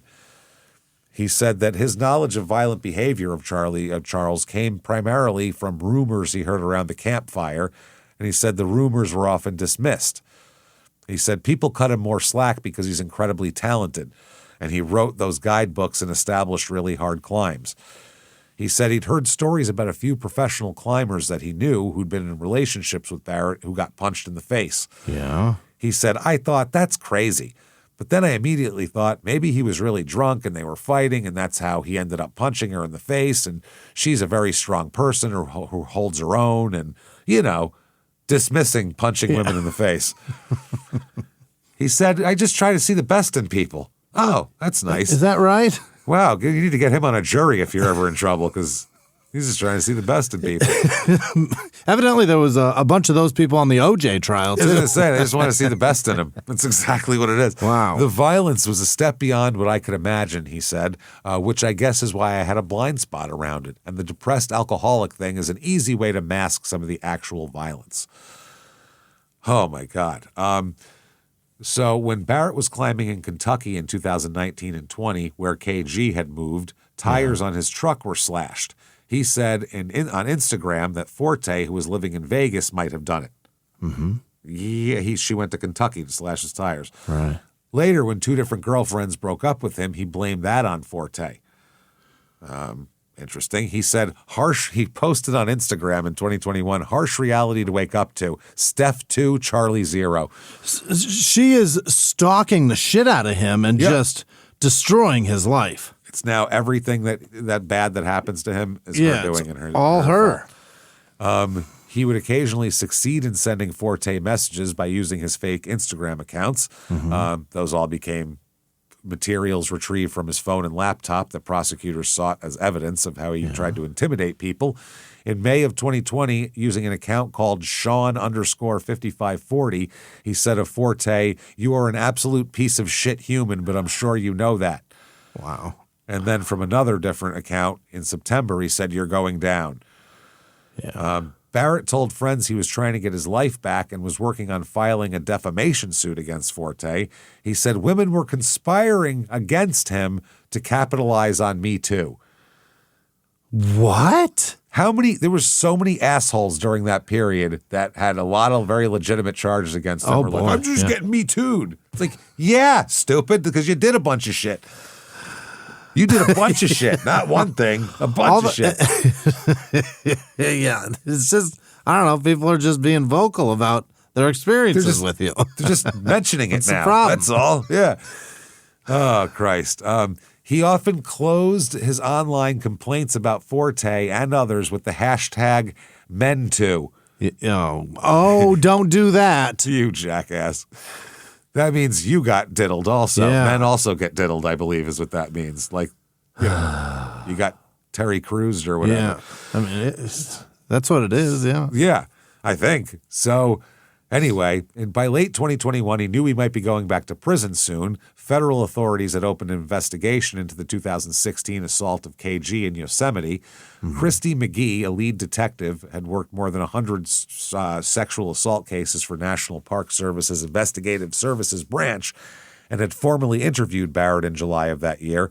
For Barrett, this was a big deal. This is, federal authorities are looking at you on a big scale. In early 2022, he showed up at the Mammoth Hospital emergency room asking for help. He was admitted on January 5th at 2 a.m. Mammoth Lake's police report filed 2 days later at the request of the worried hospital staff described him as a, quote, suicidal and homicidal patient. That's how do you treat that? danger to myself and others. Yeah. Horribly, yeah. You got to tie him down to tell him everything's going to be okay? Yeah. Jesus. So he said that he intended to drive to Vegas and kill Forte. He also said that he was being investigated by federal authorities for sexual assault and gave them McGee's phone number, who was the authority, the detective. Hospital staff called McGee, who contacted Forte the next morning to inform her of the threat. Meanwhile, Mammoth police helped Forte obtain a protective order against him from a judge. Barrett was held overnight in the ER where he was evaluated by staff physician, who would later tell police that Barrett described wanting to kill Forte because Forte had ruined his life, but he couldn't describe how or give her examples. The physician added that Barrett said he wanted to cut the legs off of everyone that has ruined his life. Cut the legs off them. Yeah. She said she felt uneasy being around Barrett, so she left the room he was in, according to the report. She believed that his threats should be taken seriously. He was transferred from the ER to a regional mental health facility for 24 hours of evaluation and placed under mandatory hold to prevent him from leaving on his own. Mammoth police were waiting for Barrett in the parking lot when he was discharged. After an interview at the station, he was arrested on 2 felony counts of stalking and making criminal threats. Yep. While in a holding cell, he tied a shoelace around his neck and then to a doorknob in what he claimed was a suicide attempt. Okay. Dude, yeah. no. Small Give one. me a very, come on. Help me with my fucking fall. You could help me with my fucking fall. An officer intervened and simply untied the shoelace. That's how he thwarted the attempt. Pulled the bunny ear. Didn't exactly Aaron Hernandez the deal where he put like shit down. He looped, swoop, and pulled it, James. Yeah, this guy had bunny ears happening with his fucking hanging attempt. Oh, man. Court records show that he went back to harassing Forte and other women using burner phones and fake Instagram accounts after he's released on bail. Yeah. Then Forte goes into hiding. Uh-oh. She was trying to isolate herself. In 2018, she stopped climbing and invested in a security system for her home. In 2019, she closed her PR agency, not wanting to have a public profile. Yeah. Wow. In 2022, death threat pushed her deeper into hiding. She moved to a high-security gated complex and turned down work that required her to appear in public. Okay. Bonnie Hedlund, too, was still in the mix here, which is crazy. Holy shit. She got a middle-of-the-night call from Barrett in June of 2022 after her protective order had expired. Oh, boy. In the summer of 2022, Barrett's offered another deal by the Mono County Deputy District Attorney. He pleaded no contest to one misdemeanor count of threatening with intent to terrorize. Stalking charge dismissed. Yeah. He's always offered fucking deals. Yeah. He always takes the deal and then would return to his routine, which he did here. He texted Bill Ramsey in June asking Ramsey to take his side while saying something about Forte. Quote, "If you want to be a part of the stand against women ruining men, you're more than welcome. I'm so damn happy she's going down." Okay, so then he's arrested by federal authorities and charged with sexually assaulting the woman in Yosemite. Remember? Yeah. The KG. The indictment charges him with 3 felony counts, including aggravated sexual assault. Wow. I don't see how you're going to get a misdemeanor out of this. No, you're not going to. You can't plea that one. No, he's 38 at this point, too. It ain't cute, dude. This is a lot. So he appeared before a judge and was given a deferred judgment for the misdemeanor violation with no jail time. Huh? This is for the stalking, I guess. Forte was terrified by the prospect of him being free. In a victim impact statement she read at the hearing, she talked about how various police officers had advised her to buy a gun to protect herself. Okay. One told her, "Barrett can snap and victims end up dead." She said, "Today I'm begging the court to help me not end up as that victim. I do not believe the plea deal or telling Mr. Barrett not to drink will bring this to an end." Right. After she finished, they emphasized that Barrett was not to contact her under any circumstance. The judge told Barrett that it's time to straighten up and fly right, mister. Now? Now. That's it. All right. He said, "You're in that subculture of incredibly brave people who free climb up mountains that most people wouldn't think of climbing at all." What does this have to do with the rape charge? That is strength. That is perseverance. That is mental discipline that few ever reach. But you need to apply that to your personal conduct as well. Yeah, 15 years ago. Now we're past that. So when he walked out of the courtroom, he's immediately arrested by federal authorities. Yeah. A 2022 detention hearing in Fresno, a federal judge denied his release on the grounds that he's an ongoing threat to the safety of his victims. That's good. Basically, they're saying that, judging by the pretrial court filings, it looked like his lawyers are going to attack KG's credibility.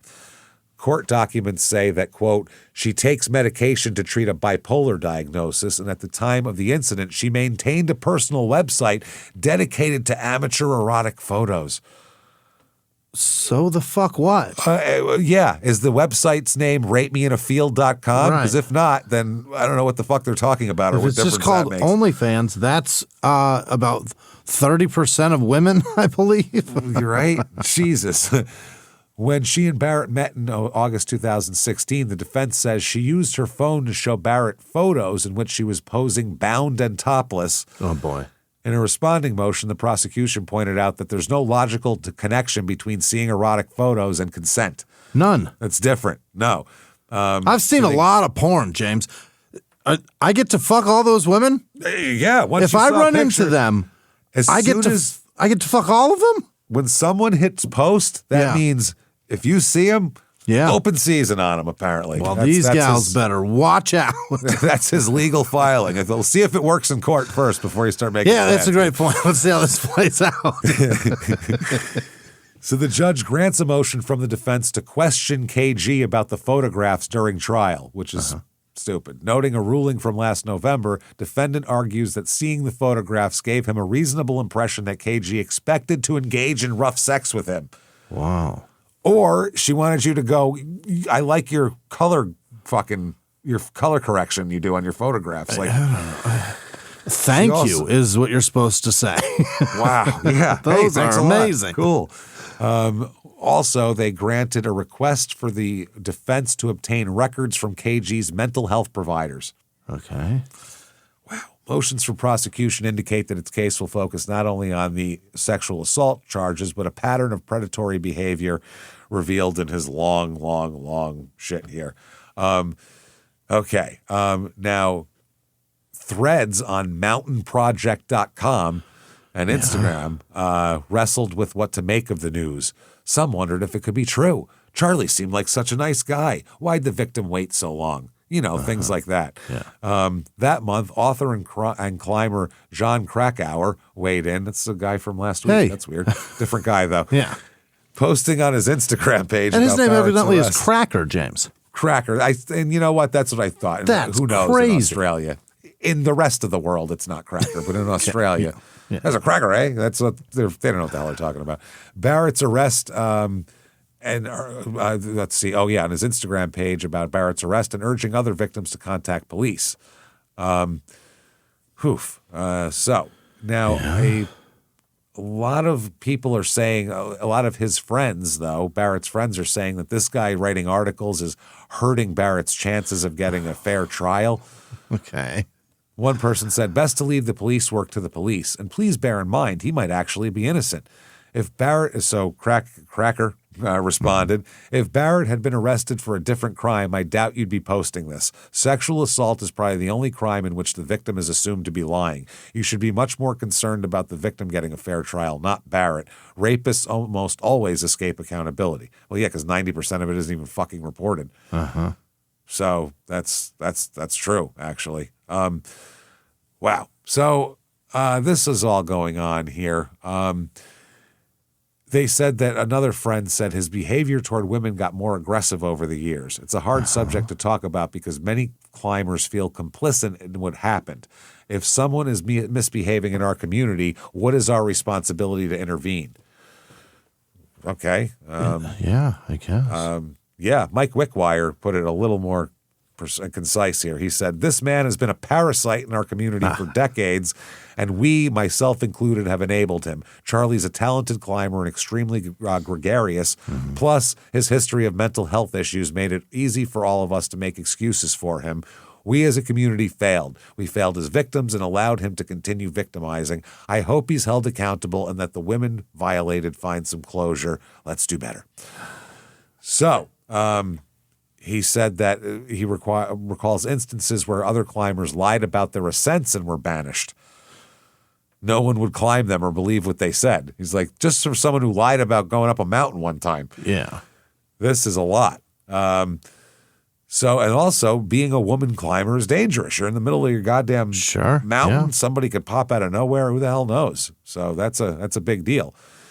So when Barrett was arrested in 2022, Bonnie Headland started climbing again for the first time in a long time. She said she's working up the courage to get to the buttermilks where she wanted to go. She stopped sleeping with a baseball bat under her bed, so that's positive. She said there's just been a lot of trauma.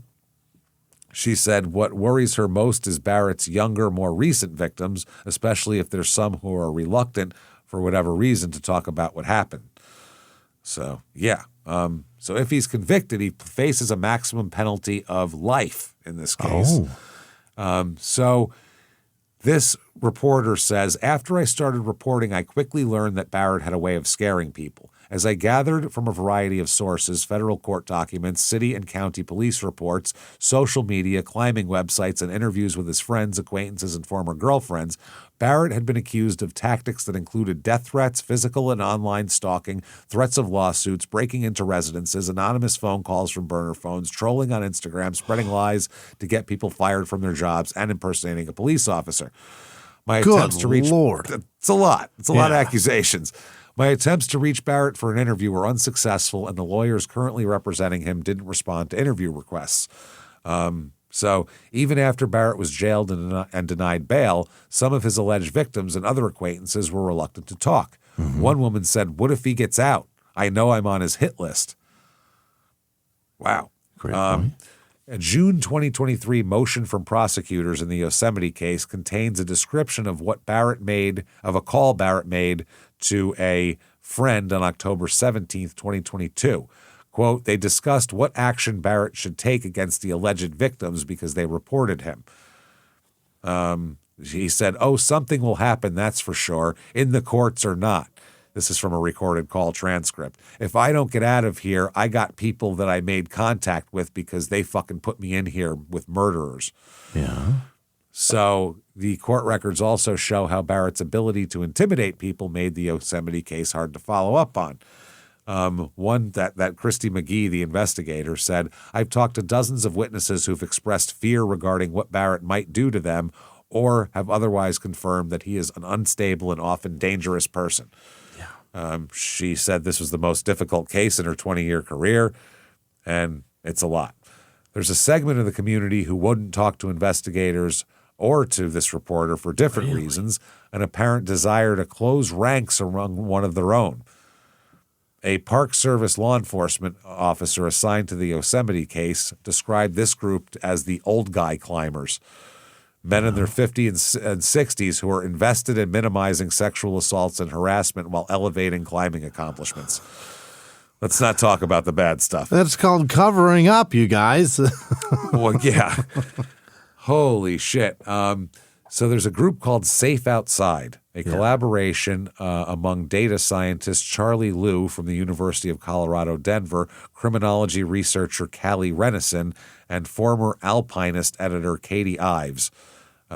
So they said their main goal was to conduct an exclusive or extensive online survey that could assess sexual assault and harassment in the climbing world. Yeah. They're trying to figure out how fucked up the climbing world is.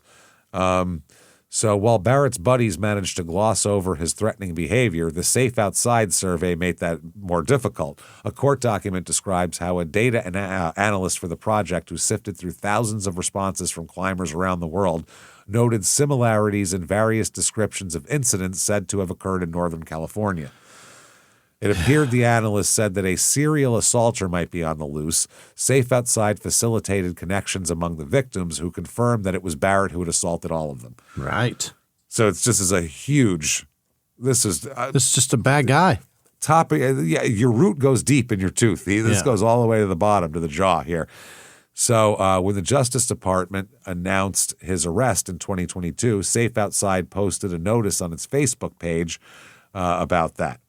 And they said 4 years after we launched the Safe Outside survey, the first arrest resulting directly from our work finally happened. Okay. So March 1st, 2004, there's an article about how basically the rock climbing community just doesn't want to talk about him now. Yeah. They just don't want to talk about him here. They're talking about during all of this, there's tons of women that are willing to testify and all this shit. According to Christy McGee, one assault of a 19-year-old victim began by aggressively kissing her, not slowing down or stopping when asked, ripping out her nose ring when she tried to create distance, and continuing even though she straightened out her arm and pressed it against his chest and told him to stop. Barrett then strangled her to the point where she didn't know if she lost consciousness or not, and then sexually assaulted her. Oh, boy. So this is a lot. This is a fucking lot. Wow.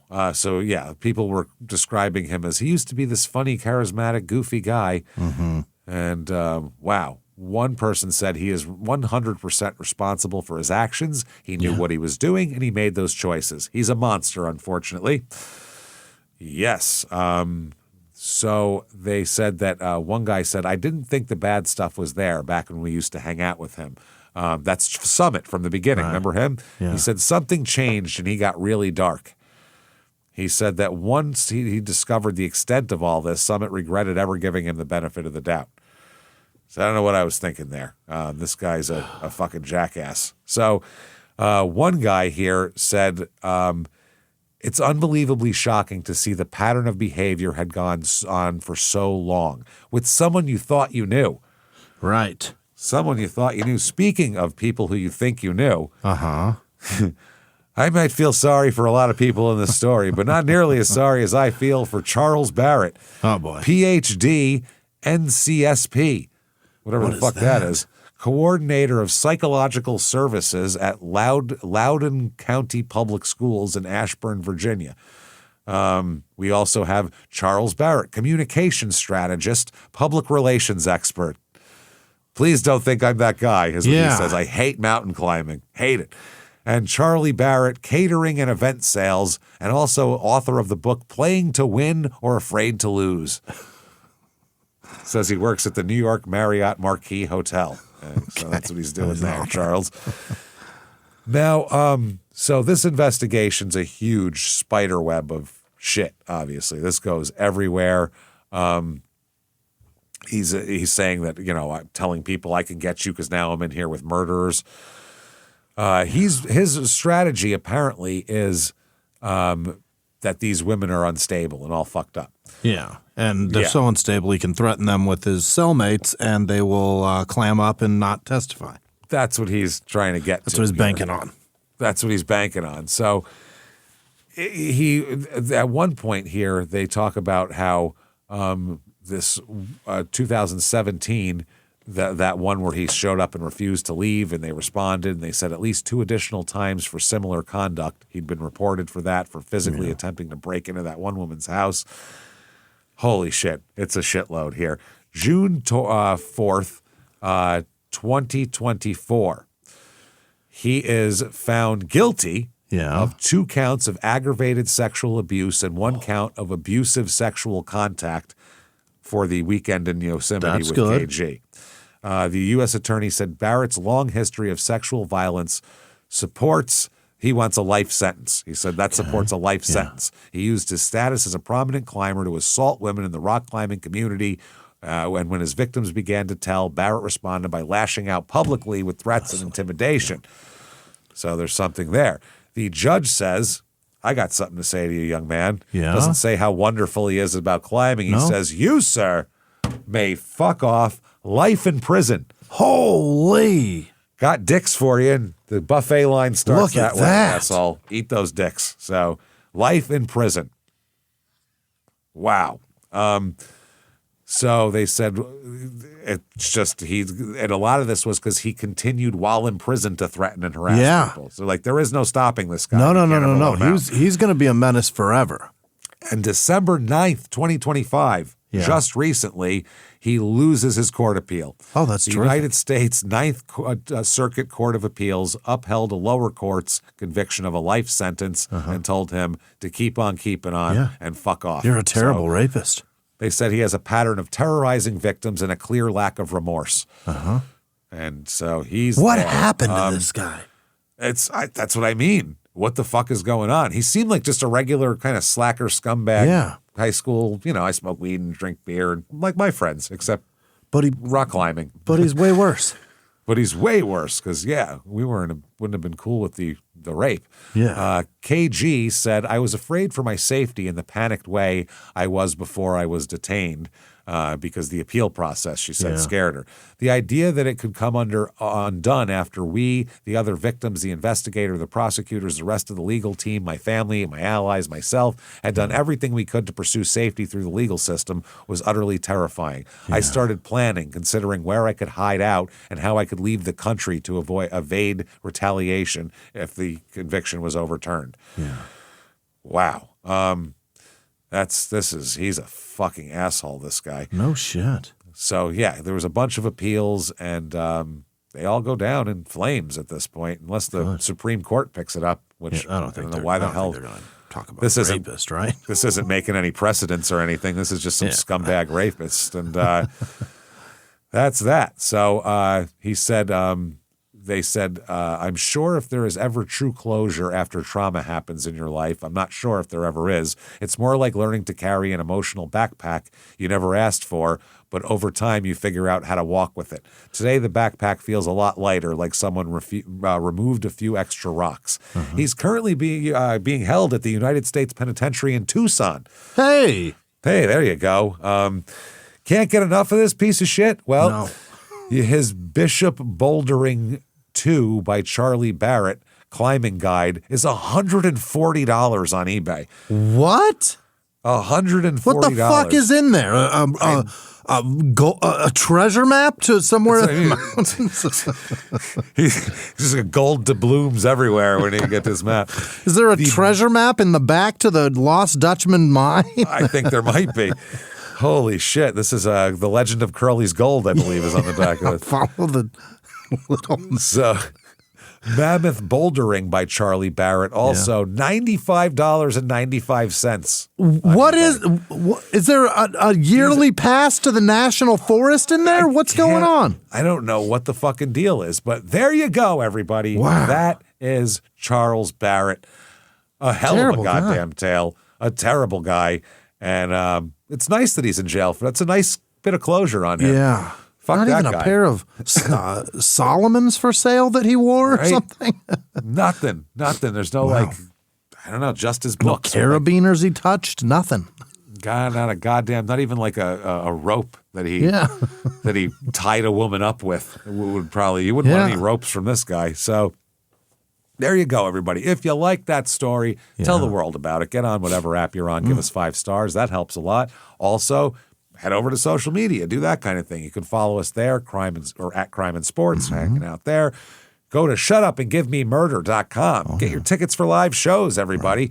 First small town murder show of the year, February 21st in Nashville. Still some tickets available. Let's go. Durham, March 6th. Atlanta, March 7th. Small town murder in Phoenix is sold out on March 20th, but March 21st, still some tickets left for your stupid opinions. Get in there and get those. Shutupandgivememurder.com. Tons of merch and all that shit too. So pop on in and see us and do that. Sure. You also certainly want Patreon. That's a big deal. Patreon.com/crimeinsports is where you get all of the bonus materials. Anybody $5 a month or above, you're going to get everything we put out. First of all, hundreds of bonus material, hundreds of back bonus episodes you get immediately upon subscription. New ones every other week. 1 Crime and Sports, 1 Small Town Murder. You get them all. This week for Crime and Sports, a college football coach turned agent turned criminal. And Master P's in the mix somewhere. You decide where. Where do you think he is? William Tank Black is his name. Then Small Town Murder. We're going to talk about the case and the documentary, The Perfect Neighbor from Netflix, which is just a horrible story. And tons of extra stuff on YouTube about that as well to check up on. Believe me, I watched it all. That's patreon.com/crimeinsports. And You get every goddamn thing we put out ad-free as well with the Patreon. Ad-free. And ad-free, baby. Yeah. And you get a shout-out goddamn now. Jimmy, hit me with the names of the people who would never take us to the top of a mountain and rape us. Hit me with them right goddamn now. There's executive producers. Wow, I just fucking said that without R's. Rolled out. How did you do that, Wisman? First thing you've had to read in 2 hours. Yeah. Gary Howard checking in Winslow, Arizona. Gary. On a corner with who was the guy? I mean, that was the Eagles that sang it. Who was Who was the guy that was up there? Was it Jackson Brown? I think it was. Maybe, yeah. That's all right. Destiny Sassman, thank you so much. Thank you so much. Destiny. And Carol Braun checking in from... Hey, nice to hear from you. She's been around for so long. She's such a sweet lady. Thank you so much, Carol. You're terrific. Other producers this week. Liz Vasquez, been around forever. Peyton Meadows, been around forever. Joanne Tinkler, been around forever. Happy Hour in Splendora, Texas. Bought himself a new house. Got himself a fucking mortgage. Good Not for you. in Spadafora, Texas, or whatever. I hope. Splendora? What? I don't even know where that is. Ryan Bender, been around a while. Janice Hill, been around a while. Todd Robertson, thank you all so much. It means the most to us. Jimbo Kelly, Bob Marcus, Michelle with no last name, Christopher Beering, Ian Nicholas, Michael Milevich. Mailovich, Caleb Cheney, Karen Fisher, Todd Pulford, Jimmy Likes, Quentin with no last name, Daniel and Raven Merrifield, AP Custom Woodworks, I don't know what that is, Nikki Sotka, Elijah Craig, Cody Krieger, Riley Duffy, Connie Bassard, Heather with no last name, L.A. Bands, Cheryl with no last name, Shannon with no last name, Darcy Kostenbader, Jacob Gary T, Amanda Chase, Allison. Oh, it's just a fucked up way to spell Allison. Ailsenne. That's not Allison. Wow. Your mom's so mean to you, Miss McLean. My friend. Unbelievable. Ashley Cobb, Clifford Carlson, Linda Summers, Jess with no last name, Heidi Sucko. Amy Albert, Kit with no last name, Jess Burke, M. Minge? What? Minge. It's probably Menji, but whatever. Yeah. Dylan with no last name, Kim Mondo, Dave Housley, Joanna Bates, that's Jonna Bates, Carrie Topin, Chris Bailey, Julie Sandquist, Barb Holloman, Karen K., Betty Green, Anna Berdal, Nicholas DuPont, Jessica with no last name, Amy with no last name, Dan Searcy, Melinda Wong, Stacy J, Adam Russell, Jenny Shep, Dolores Chavez, Scott Peralt, Amanda L, Bridget Behrens, Nicholas Grant, MK Silas, what is that? Sills, Jennifer Rice, Anna Yancey, Jessica Polanco, Arthur Flynn, Michael Galderisi, Amy with no last name, True Country, I doubt it. William Vagnetti? William's last name is Vagnetti. Wow. That's wild. It's probably Vignetti, right? You don't pronounce the G. Vagina. Elena Alenda Vargas. I'm baffled by Vagnetti. Craziness. Bliss. Will Brown. Robert Steers. You know what they say about Steers. Emma Winbigler. Maureen Curtin. Lady Shaman. C. Moorhead, David Patterson, Lynette Eljayan, Jen Crone, Karen Kennedy, Jennifer Wicker, Peyton with no last name, Tristan Paust, Melissa Steinbruner, Jamie Jaime Ferraro, maybe it's Jamie, Ashley Lewis, David Thomas, Cody Holland, Erica Geis, like Beetle, James, Beetle Geis. Oh, Beetle Geis. Don't say it 3 times. Sierra Donovan and everybody that patrons this show. You're the fucking best people on the planet, and thank you so much. See you in Nashville. Thank you so much, everybody. You spectacular, wonderful bastards. We cannot thank you enough for what you do for us all the time. You keep this show going, and you keep the show the way it is. So thank you for doing that. Thank you for always hanging out with us. If you want to find us on social media, head over to shutupandgivememurder.com. Drop-down menus take you where you need to go. Live from the Crime and Sports Studios. We will see you next week. Bye.